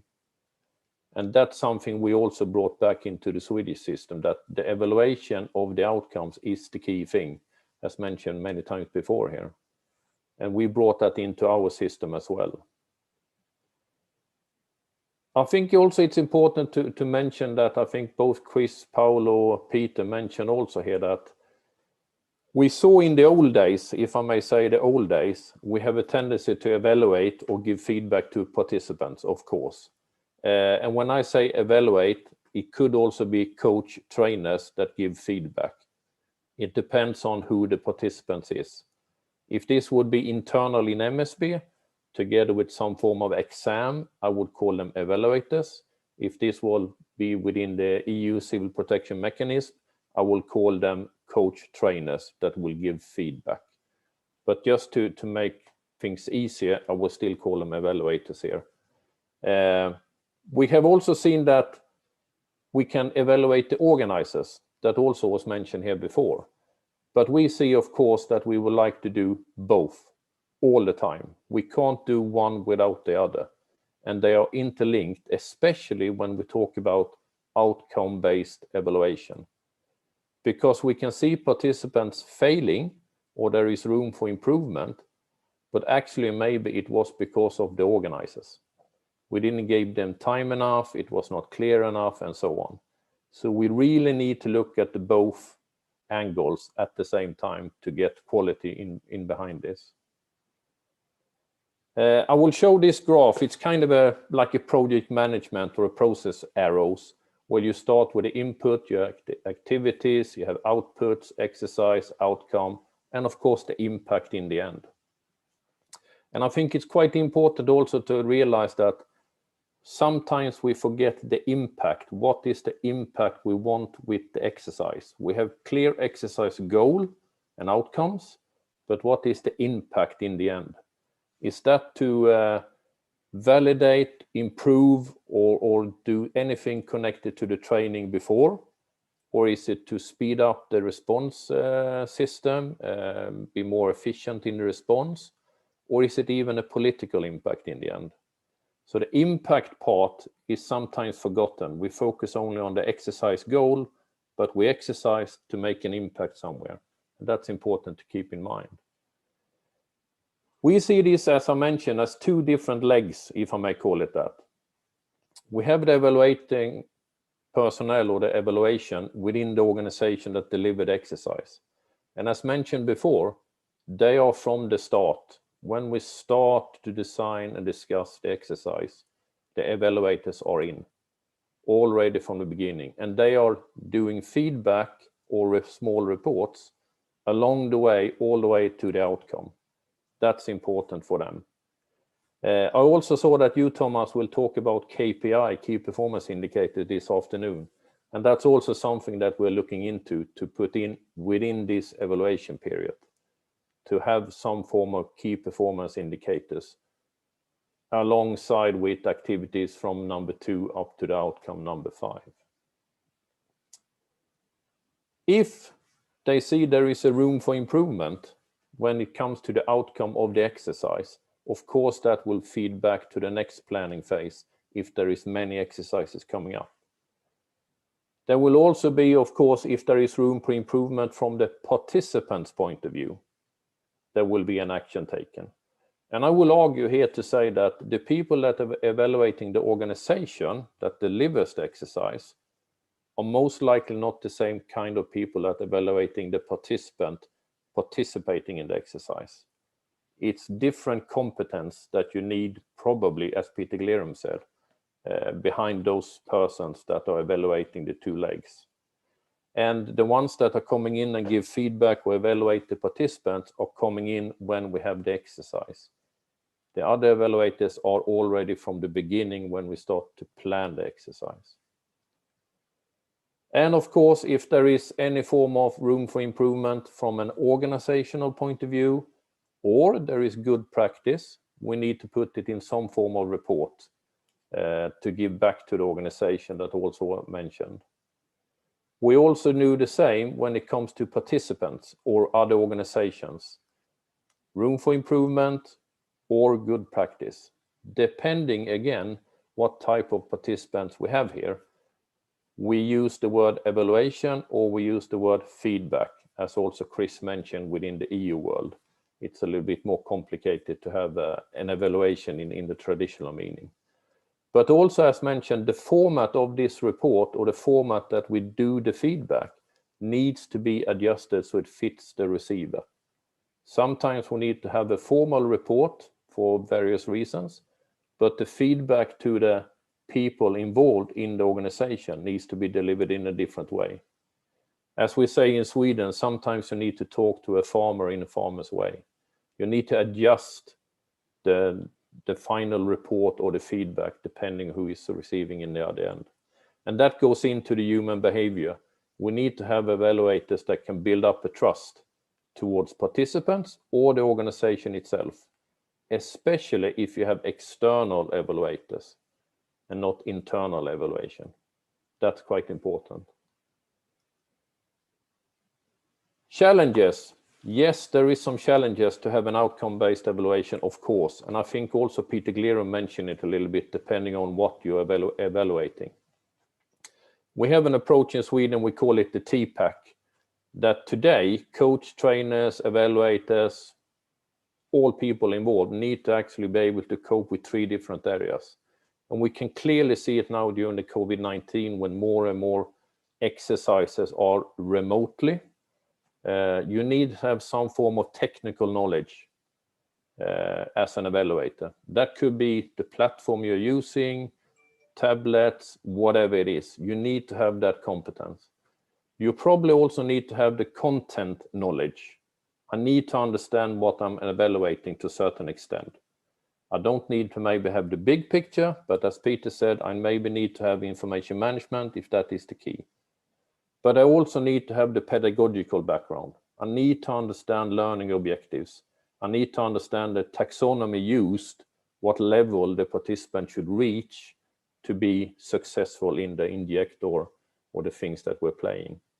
So it's a more complex way for people involved now.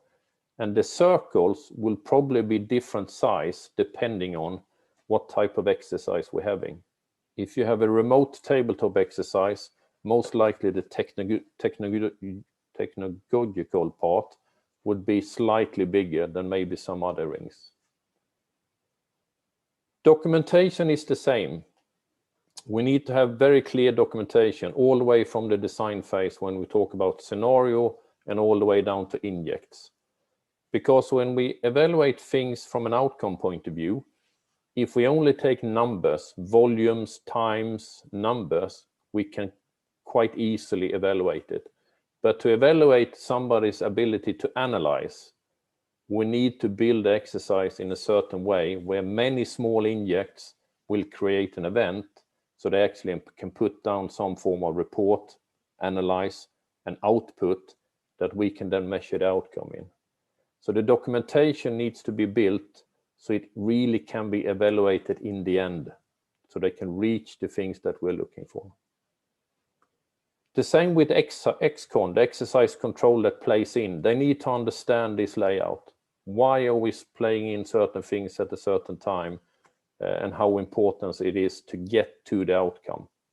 And that means that even if they miss an outcome, you probably need extra injects to play in to make sure they reach the expected outcome in the end.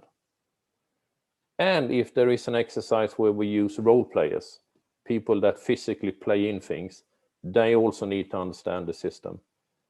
So they don't play in as an actor and live in with it and say things that is not really relevant for the outcome as such.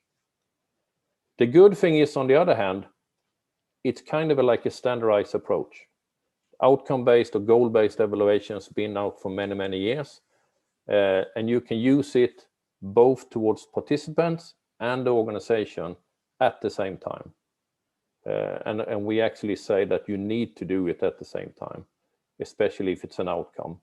So you don't blame, if I may use that word, to the participant that they have room for improvement, where in reality it was the organization that failed in delivering certain things so they could reach the outcome.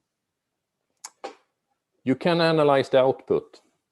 If you have a clear outcome-based evaluation, you can actually analyze outputs, reports, etc. that they are creating.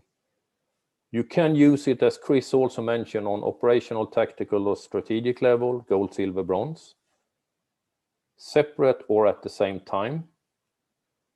You can link it to other activities. You can have exercises within an exercise, as I think Paolo mentioned. You can have a parallel exercise or at the same time interacting with each other. It will not affect that either. You can give feedback or the evaluation report connected to some form of taxonomy, an outcome, a level that is easier to understand, and it's easier also to bring it back into the training system, where you most likely will use some form of taxonomy within the courses and so on. You can easily also adjust it to the reality or changes that happen in the world. It's not a fixed system in that way. It's flexible. As I mentioned, the TPAC, the technical part, you can use it whatever platform you're using. That's absolutely fine. And the last thing, even if you have some form of classification or certification or other process that you need to do, you can build that in. As long as it's thought of from the beginning in the design phase, it's easy to build that in within the exercise. So finally, if I would summarize this, I would say, set the goal for the exercise in connected to the training needs, whatever that is, and the impact you want to do with the exercise. What is the impact in the end? And you need to have that connection also back into the training system. Whatever lessons identified and lessons learned from a mission or anything else needs to be brought back in to get the reality check. And also both ways. Already from the start, think about participants and the organization delivering the exercise. Take that into consideration. Planning, you need to have some form of flow, a funnel approach. You need to start with the scenario and break it down to injects. If you start with injects, it's very hard to get a cohesive or coherent outcome, especially if you have topics like analyze or these more softer or human behavior things that you can't just tick a box and have numbers behind. Objectives, outcomes, very important to get that clear according to some form of taxonomy. And that will be, of course, linked to some form of output, a result. The same comes back when you do the exercise. You need to have this very clear. And then, of course, in the end, do the final evaluation. We said we're going to design this, we deliver this in the end. Were there any gaps? And the same with participants. They are coming in, this was happening, what was the result? And bring that back. Very short, but there is much to read if you want to read further. There is handbooks and other things in English. And you have the links in the presentation if you want to download and read further. And as my colleague said, if you want to contact and have further questions, feel free, that's absolutely fine. Otherwise, I will stop there, Thomas, and hand over to you. Thank you very much, Peter. That's a pleasure to listen to you. Just to try to shortly or briefly summarize that, 2 points just are stressed in my mind from your presentation. The first thing is you draw our attention to the context, what means actually the organization. This is not only about the participants to be evaluated, but also to realize what is the context of the exercise organization, which could influence easily on the participants' behavior, decisions, and activities. And we cannot lose it from our eyes evaluating, I guess. And in some sense, it's good to also to try to measure the context, how much it could influence on the final outcome of the exercise or the outcome of the evaluation process. And the second point is the quantitative, and also you raised our attention to the qualitative evaluation. So again, we have terms from the scientific world, from the methodology of research. We can more or less easy adapt for the evaluation purposes of the exercise, like measuring the, as you mentioned, measuring the quantities or the results which are quantitative from the actions taken by the participants during an exercise. But it's also important to take care about the qualitative evaluation, which is mainly based on observations and discussions with the participants, and just drawing out conclusions from this methods. Peter, thank you very much for your presentation. With that presentation, we got to almost to 12:40, which according to our agenda is reserved for the lunch break. As I mentioned before, due to the short notice duties of our Rector Commandant, Colonel Feltynowski, who is not able to provide his presentations on a foreseen time, would mean actually right now after Peter. However, we have a small delay, and I would not like to damage your lunch break. However, I would love to shorten it up a little bit, because if we want to have our presentations today done, Then I will simply make my presentation in English after the lunch break. And then Mariusz Feltynowski will take my time slot for his presentation afternoon, starting after 3 p.m. But to do that, we have to shorten, I guess, the lunch break, and I would say that if we let's have half an hour for the lunch break, what means we are meeting back on the same link of Zoom platform and YouTube channel. Let me see, 10 past 1 p.m. So 1:10 we are meeting here. Then I will provide my presentation, and Bill, if you don't mind, we will postpone a little bit your presentation. I will try to be as short as possible, just to follow the timing we have in the agenda. Bill, is it okay for you?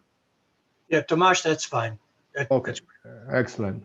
Okay, so let's make the break, and we are meeting 10 past 1.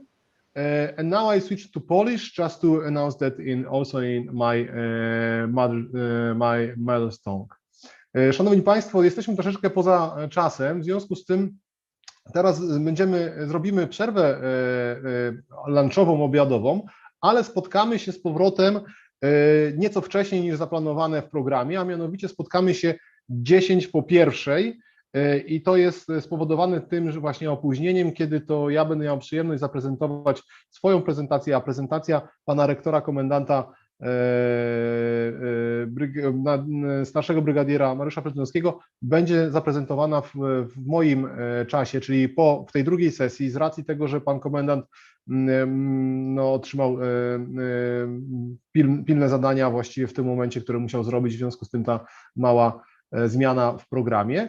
I po moim wystąpieniu będzie wystąpienie pana Williama Petersona, na które szczególnie serdecznie zapraszam, i później przejdziemy do sesji dyskusji i drugiej sesji zgodnie, mam nadzieję, zgodnie z planem. Także dziękuję bardzo za tą część.